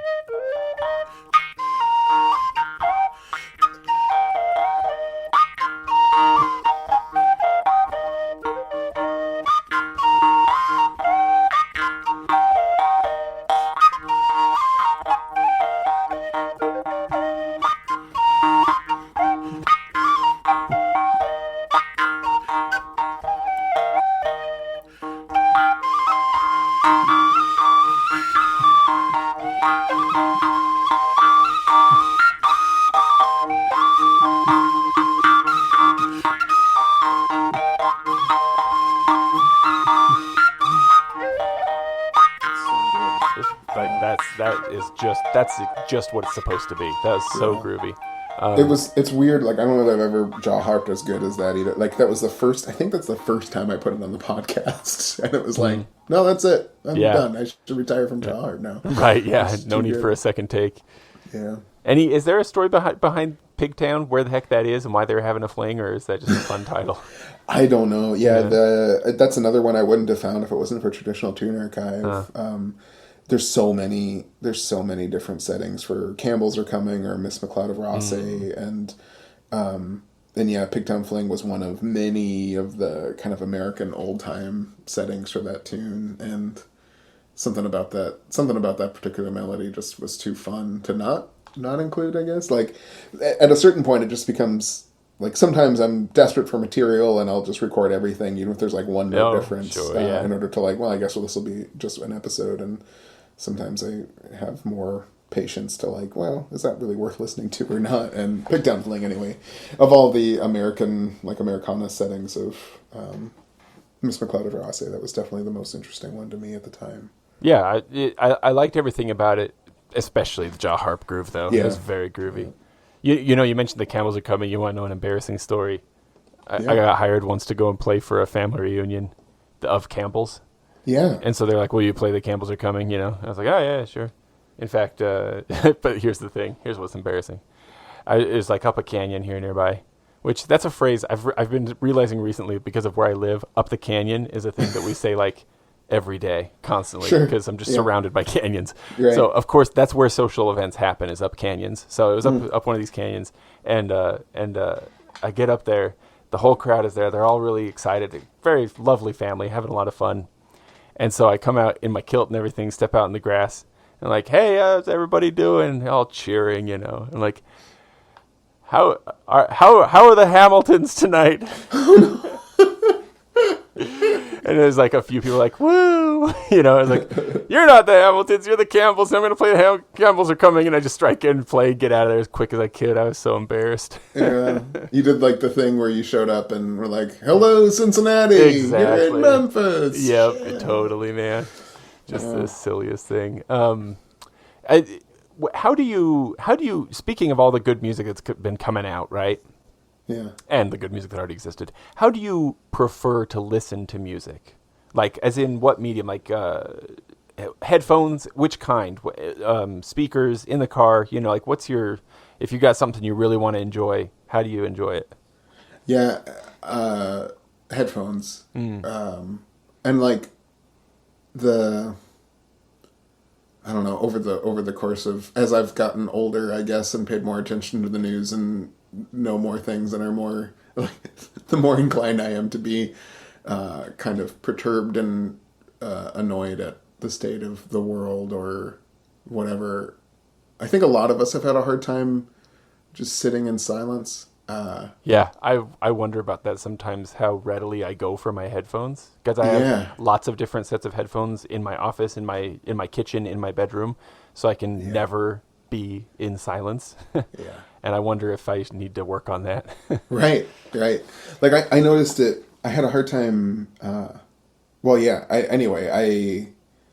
very much noticed it, like when I had like personal loss or whatever. Like, I think I'm handling the death of my father fine, but it turns out I can't actually do anything without headphones on for for the last 7 years or 4 years or whatever. Yeah. But yeah, so I like a noise canceling headphone. Again, when I was a poor grad student, I kept on buying the cheap ones that kept breaking. Yeah. And it's like, this isn't actually worth it. So right now I'm rocking a set of noise canceling headphones I really like. Momentum, I think they're called. They're kind of on the expensive side because they kept breaking. And then having the baby around, if I was wearing headphones around the baby, he would like grab them and throw them to the floor, and like broke a pretty good set of affordable headphones. Yeah. So I finally bought like a steel set of Bluetooth connecting ones I really like. I've lost a few pair of glasses to that same kind of children. They can get a hold of those. And babies have an iron grip too. Man, like, and yeah, I think I had my new C chanter for a day before Robin got a hold of it and bit it so hard on the top cap. Like, and like Richard Pacos, who made my C chanter, like he's got a pretty style of like an end cap that he puts on the top of his chanter, and it's not ruined, but it's kind of lovely that I can see like, oh yeah, that's my son's Robin's first teeth. Tooth. Yeah, like, just scratched into the top of his chanter forever. It's kind of fun. It's kind of too bad, but it's also kind of adorable and beautiful. Like, you'll have it forever.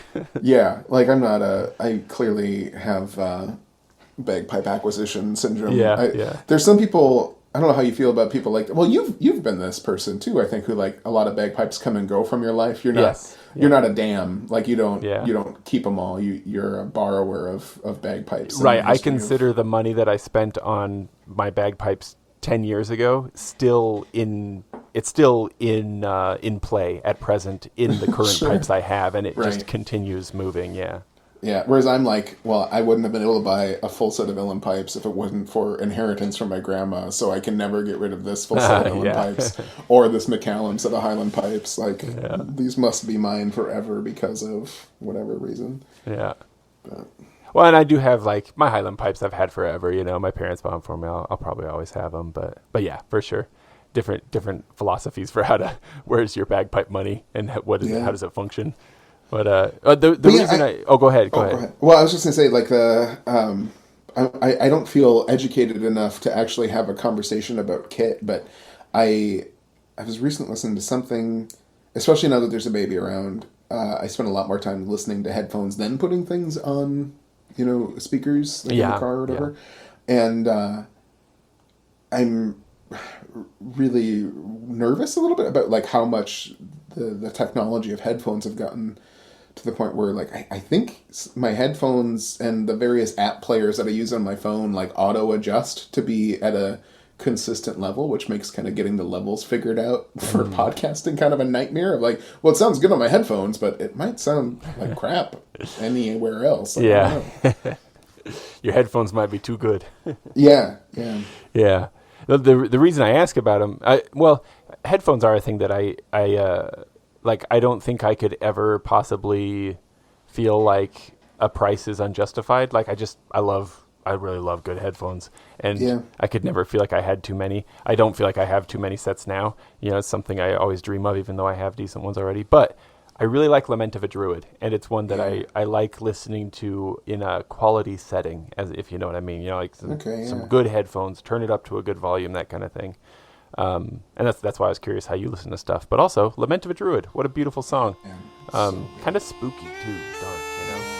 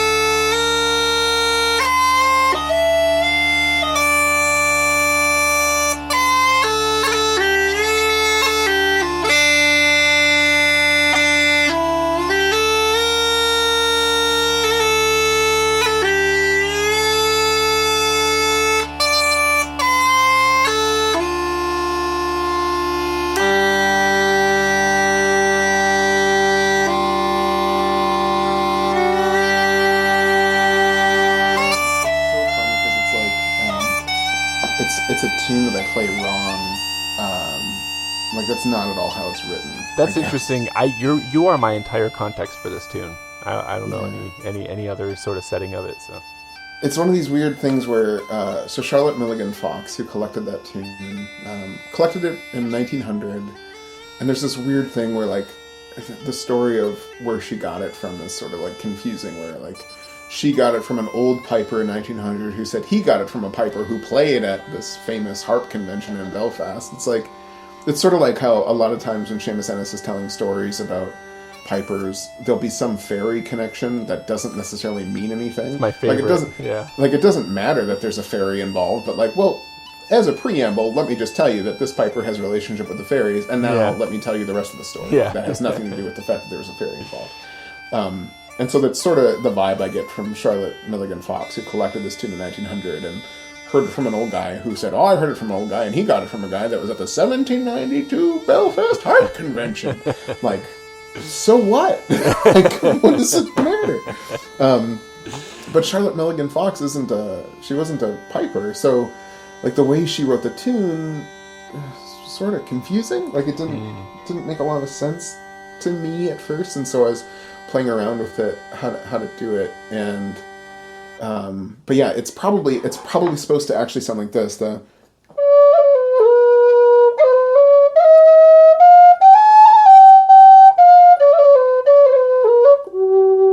it doesn't have that. That's pretty, but not the spooky kind of thing I liked. Yeah.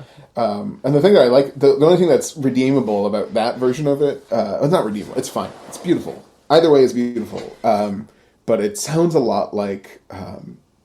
This is a thing I wouldn't have noticed if it weren't for TikTok, and I played that tune on TikTok, and somebody's like, "Oh, that sounds like Iroh's song, like the leaves on the grass or whatever, or the leaves on the trees." There's a song that some character from Avatar and The Last Airbender sings for his dead son, and it's like, "Oh yeah, that's sort of the same song." Like I think the Iroh song is.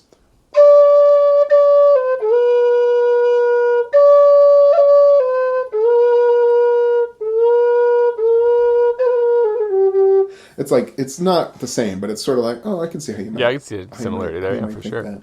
But it was kind of cool. It was an interesting experience where I got that tune thanks to Simon Chadwick, who's this cool harpist, cool harp player in Ireland who plays a brass harp, like uses brass wires still. So like all the old school Irish harps had brass wires rather than gut ones, and so they were considerably louder and had a lot longer sustain. And so Simon is sort of the reason that I think of pibroch and harp at all, is because that's sort of his big thing, was talking about kind of the harp roots of pibroch. And anyway, he was doing something. This is part of a whole big family of tunes that Simon had listed as a possible concordance of Past 1 o'clock, or Cold and Frosty Morning, I think is the name of the tune. And I couldn't quite hear it. I couldn't quite figure it out. And I was like, well, I don't know. And Simon was saying, yeah, I think this tune, I think Lament of a Druid is like Past 1 o'clock. It's one of these settings of that tune. And I played it, and he's like, wow, I would not have expected it to sound like that. And it was really cool. Like in terms of like Piping Heroes, I played it on Instagram, and Jarlath Henderson was like, wait, that's not how it's written, is it? Because like he had never heard the tune either, but it's such a funky, that way of playing it with all those like it didn't fit the idiom. Yeah, it was just like, that stands out. So anyway, it led to like a cool conversation of me realizing, thanks to Jarlath Henderson, that like, that's probably not how it's written, but I think I prefer it that way. In fact, I'm sure I do. I prefer it that way. It's my favorite. If I had to pick a track to listen to like for the rest of my life off this album, it would be my pick. I like it a lot. Yeah, it's really good. Good. There's nothing like an air on uilleann pipes, man. Like they're just. Yeah. It's so good. This is actually part of why like I am like enthusiastic to try uilleann piping, you know, is that like I would love to be able to play fast and closed fingers and all kinds of cool stuff. Really, I would love to do that. But if I can only ever play a plaintive air, that's going to be okay too, you know, because it's beautiful. So there's a weird thing though where like airs are hard. Like, don't tell me that. Come on. Like, they're not. I haven't got that chanter yet, so the ignorance is bliss thing is still alive and well for me here. I'm so excited to hear it. Like, I'm really curious how that chanter can sound. Like, and like you're a gifted enough musician that it'll be fine. Like you'll be able to make great music and great airs immediately. But like, I'm blushing. I felt like my interpretation of this, and there's some truth to this, that like. The weird thing about Irish music is that it's all like really fast, mostly. Like it's all really like fast and happy jigs and dance music. And then but the thing that you hear about it is always airs. Like for soundtracks, it's always this. That's all you hear. And like for the lay audience, like that's what they expect uilleann pipes to be. Is just this. Yeah. Like that's what they're impressed by is these airs. The point of reference. This is what I used to say as a kid all the time. Anyway, I was like, Irish music, all you hear is airs, but that's the easy stuff, and really it's all this fast stuff. But it's hard, man. Like the instrument can do so much. Like an uilleann pipe chanter can communicate so much that it's hard. It's just really hard to do. And it scared me away from playing it too. And it's also made more complicated because of its Irish airs having this connection to Gaelic song, to Irish song, right? Like to Sean Noss singing or whatever, where it's all very emotive, and like you listen to like a good Sean Noss singer, and they're kind of doing that double tone thing anyway. Like it's not like Mongolian throat singing level, but like when Charlie Henderson sings, yes, you get more than one tone out of his voice, you know. And there's another singer that does it really explicitly. It's gonna kill me that I don't know his name. Liam, maybe something. That's a decent bet. Is it Liam? Sean? He's a pretty good guess. Good chance. Patsy, maybe. Yeah, Patsy or Liam. But like but anyway, like you listen to like the show notes, like air singers, and they're getting a double tone out of it. And I didn't realize, I couldn't quite figure out why I didn't feel comfortable playing airs in front of people. And it's sort of the same reason why I'm scared to sing in front of people. It's like, it's too naked. Like there's something too exposed in playing an air of like, there's so many ways to do it. And there's, it's such a commitment to like emotion. And I think it was really revealing, I think, to watch Blackie O'Connell play a couple airs, and like Blackie O'Connell is this amazing uilleann piper in Ennis and in County Clare in Ireland, and like anybody that goes to, like, he's sort of one of like the big go-to pipers, right? He's one of my favorite YouTube uilleann pipers for sure. Yeah, and but he's a hot shot. Like he's weird because he doesn't have the same vibe. Like, I don't know. There's something that just is so stinking rock star about Blackie O'Connell. For sure. Yeah, and like. But seeing him pipe and talk for a Piper Sunday when he was playing in air, like, he just sort of lost it for a couple. It took him a couple seconds to come back from playing in air, and because he was playing for a bunch of pipers, he talked about that. Like, yeah, it takes me a little bit, and like sometimes I just can't play airs anymore. Like, if I play an air for a funeral for a friend, I can't really play that one anymore because it takes too much out of me, and like.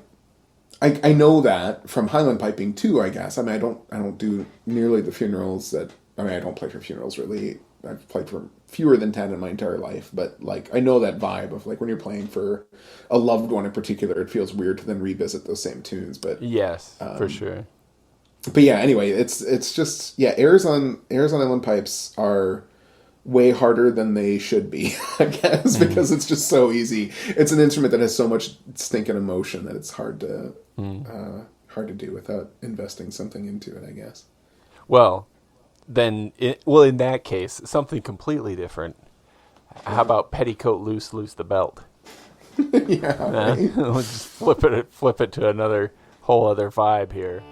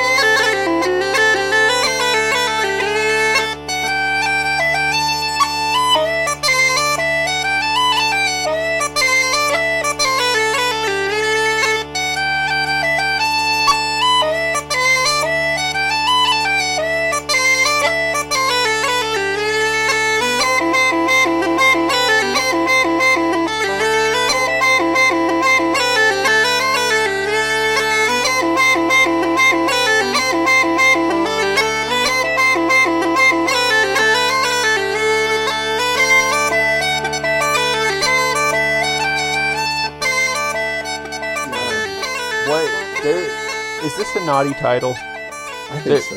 There's so many. There are so many naughty titles.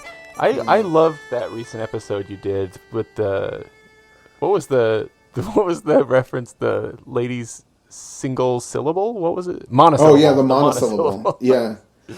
Yeah. And this is one of my favorite things when I talked to Judy Barker too a while ago when she mentioned, who was it? A very well-known guy in the LBPS circles. I'm trying to remember now who it was, who was like announcing at one of the things that she was playing at. And I think it was the Ranter, Rob the Ranter. It's a very dirty song. Okay. And she said something about like, I think that this song might have, double entendre, and that whoever it was who was there with her was like, it most definitely does, Yeah. Are pipe tune writers particularly naughty, or is this just everybody's like this? I think everybody's like this. I think there's just a weird thing where we have an assumption that somehow our ancestors were prudes. Yes. Yeah. And like, dude, do you remember a while ago when what did they call them? The He's-It homes were being found in like the whaling communities? No. They're just like plaster dildos. Oh, okay. They were being found in like hidden underneath the like the fireplace bricks in like East Coast whaling villages. Gotta keep them warm, I guess. Right? But it's like shocking, right? It's like, no, they surely were not such beings in the past, right? They never said swear words, right. Like somehow, like my parents were born somehow not from sex, but some other right, more, exactly, more refined activity. Yeah. I think there's a funny thing about like even Puritans. Like there are some, I can't remember any specific examples, but there's this funny sense of like, the Puritans had laws about sexual behavior because people did things that were shocking. Like you had to make a law about like not having sex in the street because somebody was having sex in the street. Like it's not I don't know if that's exactly the example, but like there's people, there's definitely lots of raunchy tunes. There's some not recency, there's some like archive errors possibly where like we have so few collections that we maybe only the raunchy one survives somehow. Oh, sure, like, like William Dixon is kind of notorious for double entendre, but he's sort of the only pipers collection we have from the border piping tradition. Chris Ormiston, he's this amazing Northumbrian small piper, was just posting on social media that he got a Facebook warning for like a violation or whatever from Facebook for posting a tune because it was a Dixon tune. I don't know what the tune was, but he like posted the title of the Dixon tune, and they're like, that is a violation of our policy. Like, it's funny though, like in that episode that you did, like there was who was it was supposed to cock up his beaver, right? Yeah, hey Johnny, cock up the beaver. So that's one of those weird situations where it's like, that sounds super dirty, but it wasn't. Yeah. But then wasn't at the time. Right. Super filthy sounding now. At the time would have been pretty obvious to everyone hearing it that it was talking about a hat and wearing it as a tricorn. Just like so innocent. Yeah.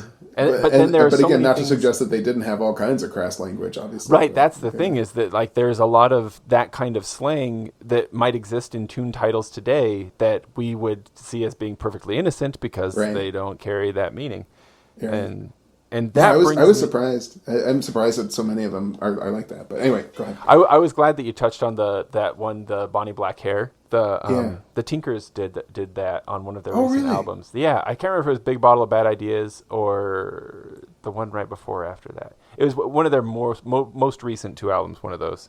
I haven't listened to any of it. I haven't listened to any Tinkers. I thought Is Jones one of the pipers on the Wicked Tinkers, or did he used to be E.B. Jones? Is it? Not that I know of. I don't think I've ever listened to the Wicked Tinkers. I remember seeing their albums around, but I never. I was like a Brother Seven Nations kid. I just never. I was a Brother kid without knowing it, but I was very much a Wicked Tinkers kid. Like that's where I cut my teeth, So like that's gonna forever be a reference for me for sure. But I blushed when I heard the Bonnie Black Hair on their album, though. It's vile. I mean, it's so. I mean, whatever. It's not vile. It's just. It's very graphic. It is. It's like a lot of these like naughty tunes, it's like ha ha ha, how silly, but it's because it's veiled enough that you can just kind of giggle. You know, like that one gets pretty close to not veiled at all. You know, it's but what this was bringing me to, Jeremy, is I wanted to ask you what you think. We've already talked about what's in the lyrics if you were to sing a song. What power might be in a title? If you encounter a tune title before you hear the melody, how does that inform your experience of that melody? So if you heard a different tune title, how would that have made your whole experience with the song different? My knee-jerk reaction is to say not at all. Just because there's so many different titles for the same tune. And you would say that, wouldn't you? Because you are keenly aware of how many different titles a single tune could have. And the funny thing is, like, there are some people whose, like, super ability is remembering the titles of all the tunes. Yeah, I know a guy like that. Person.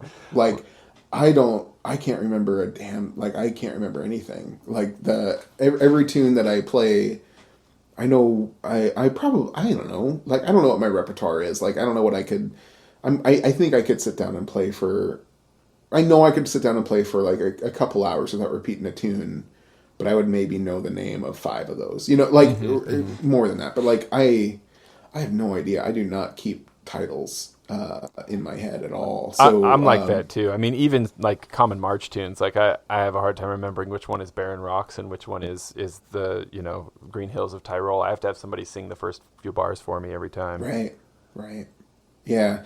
So yeah, it hasn't really changed. It hasn't affected me. I'm sure it does for some folks. But also I think the more you get into, like, maybe because of looking at 18th century and, you know, or older collections of tunes, sometimes they're so disconnected. Like, it doesn't. Yeah. Well, it's like what if Lament of a Druid was actually called The Night We Had the Goats? Right. Like, I mean, that's it. That's a great example of The Night We Had the Goats is a happy little dance tune. Like, I don't know. Like, and maybe I do too much, like, imagery in my brain when I listen to stuff, and I'm not arguing for a point either. I suspect that this is different for different people. You know, like you're saying, like your experience of like looking through all of these and knowing all these different titles and stuff, you know, it probably has made you somewhat immune to being affected by it in a way, you know.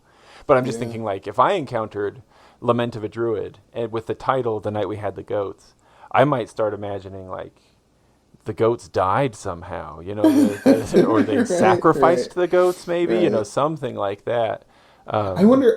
You say Barren Rocks of Aden, and like that's a great example of, like, that's a tune I know, but it's sort of there's a weird thing that happens when you grow up as a kid learning all these bagpipe tunes, but you've never been to that place. Like, I think we've talked about this before, and maybe not on the podcast, but just in general, how like Scotland and Ireland take on this weird mythic, not real fantasy land. Like, it might as well be Middle Earth, you know? Totally. And there's this weird thing that happens when you're driving around Scotland and you're like, oh, that's Cullen Bay. Oh, that's Cullen Bay.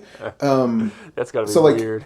Yeah, so like Barren Rocks of Aden, like, I have no idea where that is or what that is or what that's referring to. So like, it didn't mean anything to me when I learned it, and it still doesn't. It probably will mean something to me if I ever, you know, like it. Like, every time I play Cullen Bay now, I remember driving past Cullen Bay and then going and eating Cullen skink soup with our friend Elma Goodlad from Shetland, who lives in Fraserburgh, who like hosted us for a couple days or whatever. Like, but before then it was just a tune. Like, it might as well be in French or in Gaelic or in some other language I don't understand, right? Like, but I think that's part of learning when your first exposure to this stuff is when you're so young and you have so few experiences in the world. Like, it's not, I don't even know that it's sort of a row such a clatter thing, row such a ladder. I mean, that's a great example of what you're saying with your mom's story or your mom's song. Yeah, that's right.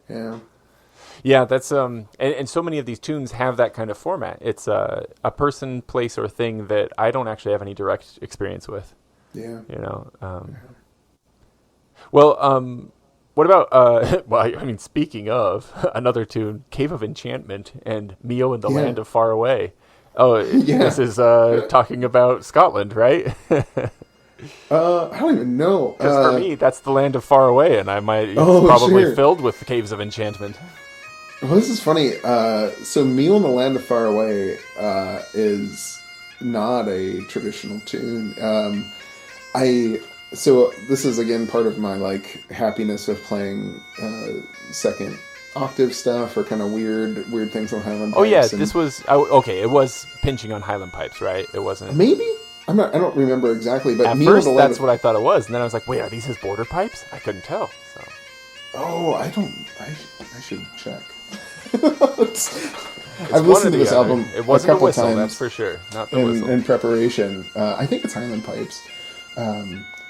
But yeah, the Me and the Land of Faraway is like one of my childhood films. Okay, I thought I remembered you mentioning that on one of the episodes. Yeah. Let me check here.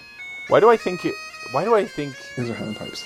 was Tom Cruise in that movie? Christian Bale. It's Christian Bale. It's one That's of right. Christian Bale's. Because I think I saw it when I was things. little too, but like I had forgotten completely until you started to describe it. You know, Yeah, it's like I have like little flashes of it in my memory.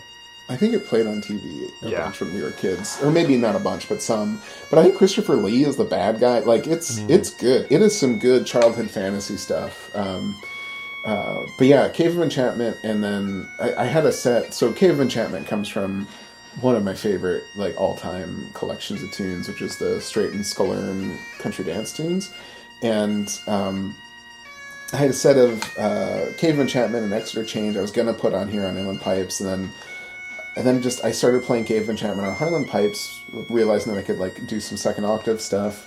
And then it led to me playing the soundtrack from Meal in the Land of Far Away. And it was sort of this weird thing of like, this isn't historic, but like, I'm giving myself an out. So like, I have a couple outs on this album, and those are like the Barry Shears tunes, like Brenda Stibbert's is not 18th or early 19th century, and the Little Cascade, and then also Meal in the Land of Far Away isn't. But it kind of fits, you know, like Meal in the Land of Far Away. It doesn't sound that far off from Cave of Enchantment. Like I know, yeah, they go together great, yeah. Yeah, it's good stuff though. So, I mean, 10 points for a very cool title. Like, speaking of, do the titles matter, right? These are very cool titles for sure. They're definitely very cool. I guess I'm looking for a thesis here, Jeremy. Like, what, like, this spoke to you because of your childhood, right? It was a thing that, you know, is in you somehow, right? And it's a part of your experience. Like, how many borders, if you will, dissolve as you do the work you're doing, you know, of figuring out which tune informed which tune and where it came from and who moved from what place to another place and how many decades this might have spanned, you know. How many nice, neat, clean categories have ceased to be neat, clean categories? Are there any neat, clean categories left in your mind? That's interesting. Yeah, not really. I think like there's a certain level of there's a weird thing where we have. I was talking about William Dixon before, and like William Dixon is the source for border pipe repertoire, right? Like we've got one book of a person that we think was a border piper, and that tune book comes from 1733, and so we have decided that this is what the border repertoire is what William Dixon has in his tune book. The problem with that is that what William Dixon has in his tune book is very similar to what Oswald was doing in Edinburgh, like 10 years later. It's variation sets. Like, I don't know that there's anything inherently borderific about having a melody and variations on it. It's just that we have this snapshot of border music from the one book we have that's for sure from a border piper, or probably from a border piper, and it does the thing that all music was doing, that all popular music was doing at that time. So then we have this sense of like, well, border music should have variations on a theme, and it should occasionally go up into the high Bs and high Cs maybe. And that's what border piping music should sound like. It's like, well, that's what it sounded like in 1733, because that's what popular music sounded like in 1733. I don't know that it's really accurate to... I think we're limiting ourselves or kind of deluding ourselves in thinking that that's what border music should always sound like on border pipes, is what William Dixon was doing. Because there's not... Like, William Dixon is part of his generation as much as anybody else is. And he's William Dixon too, right? Like there are pipers out there with like really clearly distinguishable isms of their own, you know? I mean, we've talked about Bridget Campbell. You can recognize that gal's playing when she plays, you know, and Fred Morrison comes to mind. You know, there are some Fredisms that Fred does. And if by some weird accident the only piping music that survived from this era was one book of Fred Morrison's tunes, would a Fred Morrisonism be interpreted as... This is what everybody does. Right, yeah. Yeah. Dude, you nailed it. You get an A in my class. That would be like... I have a question that felt very paternalistic, but I didn't mean it, or patronizing. I didn't take it that way. I felt good. Good. There's a question I want my students to think about, like the sources that survive, like why did that source survive? And is there a reason to be worried about that? Or like, is that important for understanding in our analysis? And like, sometimes it's really obvious why a thing has survived, and like it's because somebody wanted us to think a certain way about an event that happened in their present or in the past. And sometimes it's total happenstance. And William Dixon's tune book is kind of total happenstance. Like it's sort of an accident that it survived. I think it was even tried to be burned once. Like wow, really? Somebody grabbed it out of a fire, right? Happy happenstance. Yeah, like it's not. So yeah, that's an excellent point. When we are down to like this one example of a thing that used to be the most common bagpipe in the United Kingdom. Like, it's probably a stretch. It's maybe a stretch to say, like, yeah, everybody should have sounded like this one dude. Was he, like, famous as being representative of his style? No. Like, there's not really a hell of a lot written about William Dixon. We're not even 100% sure he played border pipes. But we are all going to say that this is what border pipe music should sound like. Doesn't it seem like this would be, like, the setup for the joke that, like, we do achieve time travel at some point. You go back in time, and it turns out William Dixon is, like, a complete pariah in the community. Like, just nobody likes him. They all think he plays terribly. Yeah, everybody is grossed out by how perverted his tunes are. Right. Like, all of the titles are over the top perverted, and he's always got like one or two variations that break the mold and piss everybody off and ruins the dance. Like, right. Because I don't know if you've like dug into that book enough yet, but there's the one thing that's characteristic of William Dixon is he will switch the rhythm. Like, one of the variations will like, and all of a sudden, let's try a different rhythm after we've done 6 in a row that are kind of the same, and you can predict the rhythm. Now we're gonna change the beat. Like, ugh. Yeah, and that's exactly the question that I've had when I encounter that. That's hard enough for me to play, but then thinking like, this was for dancing, right? That's like Haydn's Great Surprise, right? It's like what kind of was he thumbing his nose at everybody on the dance floor by doing this? You know? Yeah. I don't know, man. That's a very sharp observation. That's good. Shucks. That's really what I was fishing for all along, was a chance to sound smart. So yeah, you did it. I want us to still catch Mrs. Boswell's jig set. It's kind of a long set. Yeah. So I thought it'd be a good one for going out on, you know, just kind of let it play, you know. But before we go to that, I also wanted to mention, I don't know how many people listening have already got the album. If they haven't yet, I'd suggest getting it. And even if you've got it, have you downloaded the tune book, the PDF? Because it's pretty darn cool. And I feel like, just praise to you, Jeremy, the tune book to me is like an excellent artifact example of a distillation of, not to make our friendship purely utilitarian here, but let me just tell you, like, the thing that you do for me in a professional sense when it comes to, you know, your podcast and stuff like that is precisely this. It's like you've got a curator's position here where you're utilizing not just your skill set, but also hours and hours of your time to like bring the cream to the surface. And I just get to enjoy it, you know, like I get to just sit back and just take in the takes on these variations after all of the attempts that you've already gone through all the work. You know, you give me the one good take, you know what I mean? Yeah. And this tune book, you make it easy, man. You've got the info, you've got the handwritten manuscript and the written out manuscript that's easier to read, you know, et cetera, all the way down. It's just a joy. And it feels like I'm a Roman emperor just sitting in the lap of excess, you know, just like, haha, I have an idea of how many hours of work are behind this, but I get to consume it like that, you know?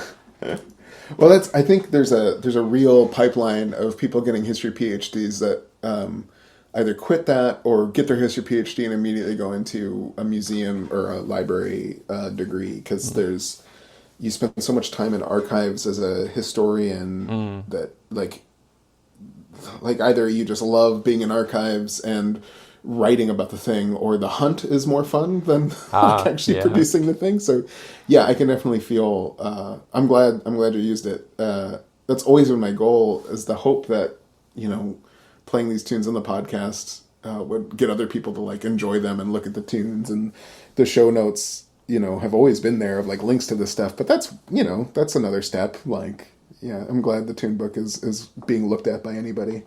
You can check out the tunes. Yeah, just in case anybody who's already got the album hasn't checked out the tune book, it's worth checking out for sure.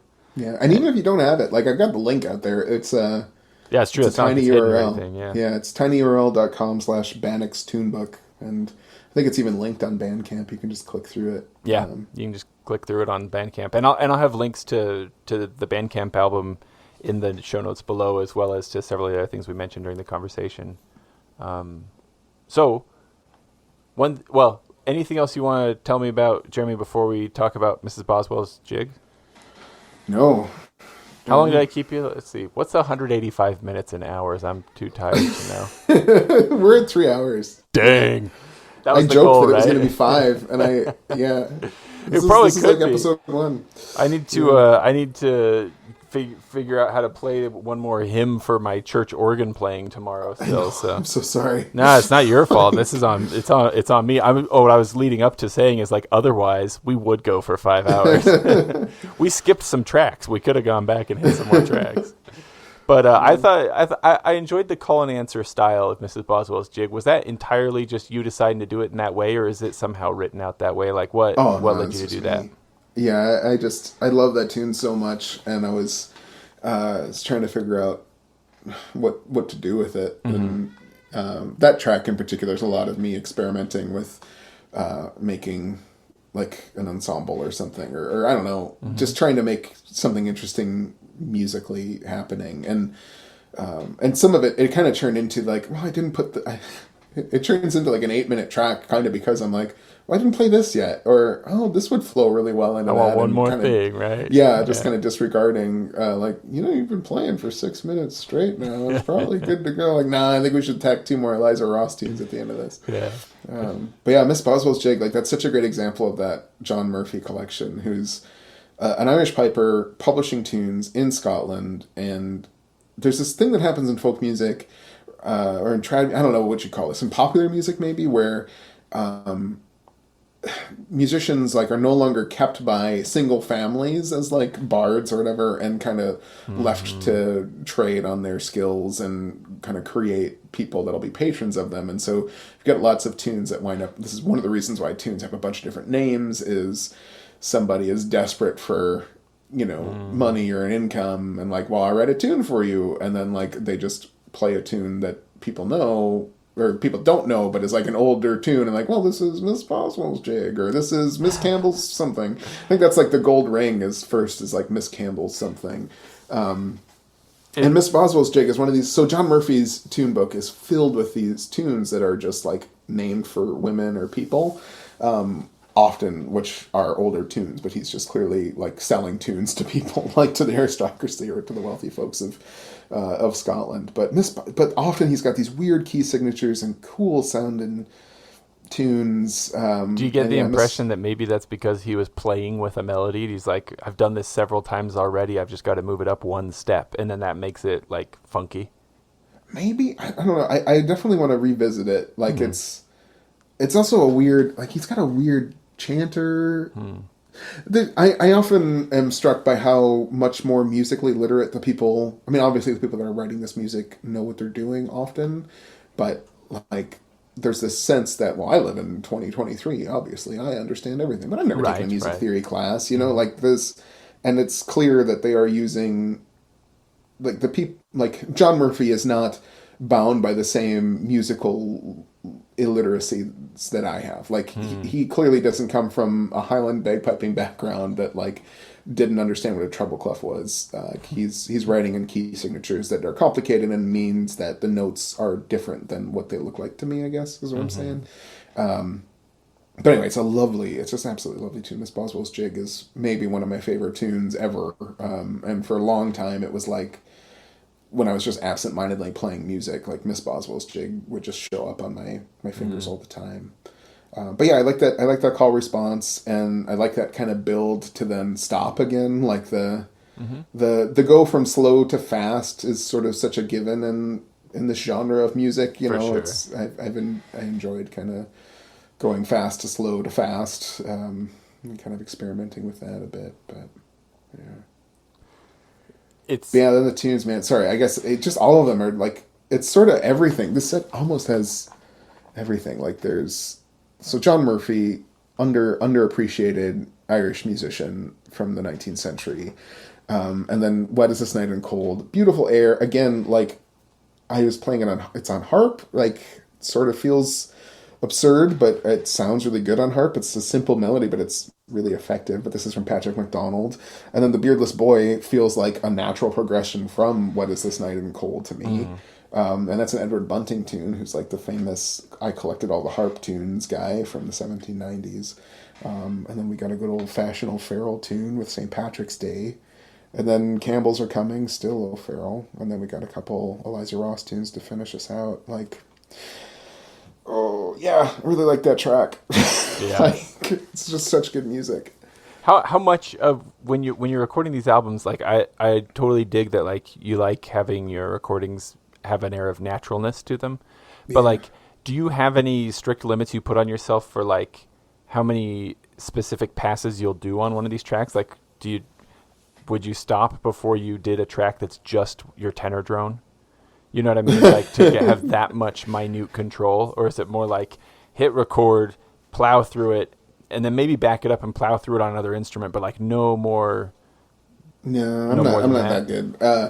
But it's weird though. Like this album, more than any others, I recorded reg separately sometimes. Like I think that the Berlin set, I did the regulator separate, and a couple other tracks too. But like this one, I didn't. It was too hard. It was too hard to get everything. It was just easier to play the regs while playing uilleann pipes too. Like for some reason, like there's just a different. In theory, you've got more flexibility if you're not playing the chanter as well as the regs at the same time. But in another way, it's like limiting somehow. Like you kind of need that control, I guess, of having to worry about the chanter too. I don't know how to explain that, but like, that makes sense. That can inform timing and things like that for sure. Yeah, for sure. Like getting it to sync up right is much harder with it. But yeah, I've never done individual drone stuff. I've definitely done drone, like sustained all the drones in the background as kind of a backing track. But yeah, never individual drones. That's maybe a level of minutia that would make you go insane. So I don't know. Like maybe I think different ways from all kinds of different people. I'm always curious about people's approach. I mean, I'm sure that if I graduated to not using a USB mic but using an actual soundboard, things might change. But there's something that feels like I can justify it by having just one microphone. Still feels organic enough that it's okay that it's not perfect, whereas the more kit you get, the more it feels like, I really can't, that's not good enough. It's got to be perfect if I've got a soundboard and 3 microphones and whatever and then mixing together. Yeah, I understand that line of thinking for sure. And like it's the kind of thing that like if it were me, I'd think the same thing about myself. But since it's not me, if it was anybody else, yourself included, I was like, don't worry about that, Yeah, so the double standard we all have for ourselves. Well, somewhere in there, there's going to be a good spot to fade into the set. It's probably going to be a pretty darn solid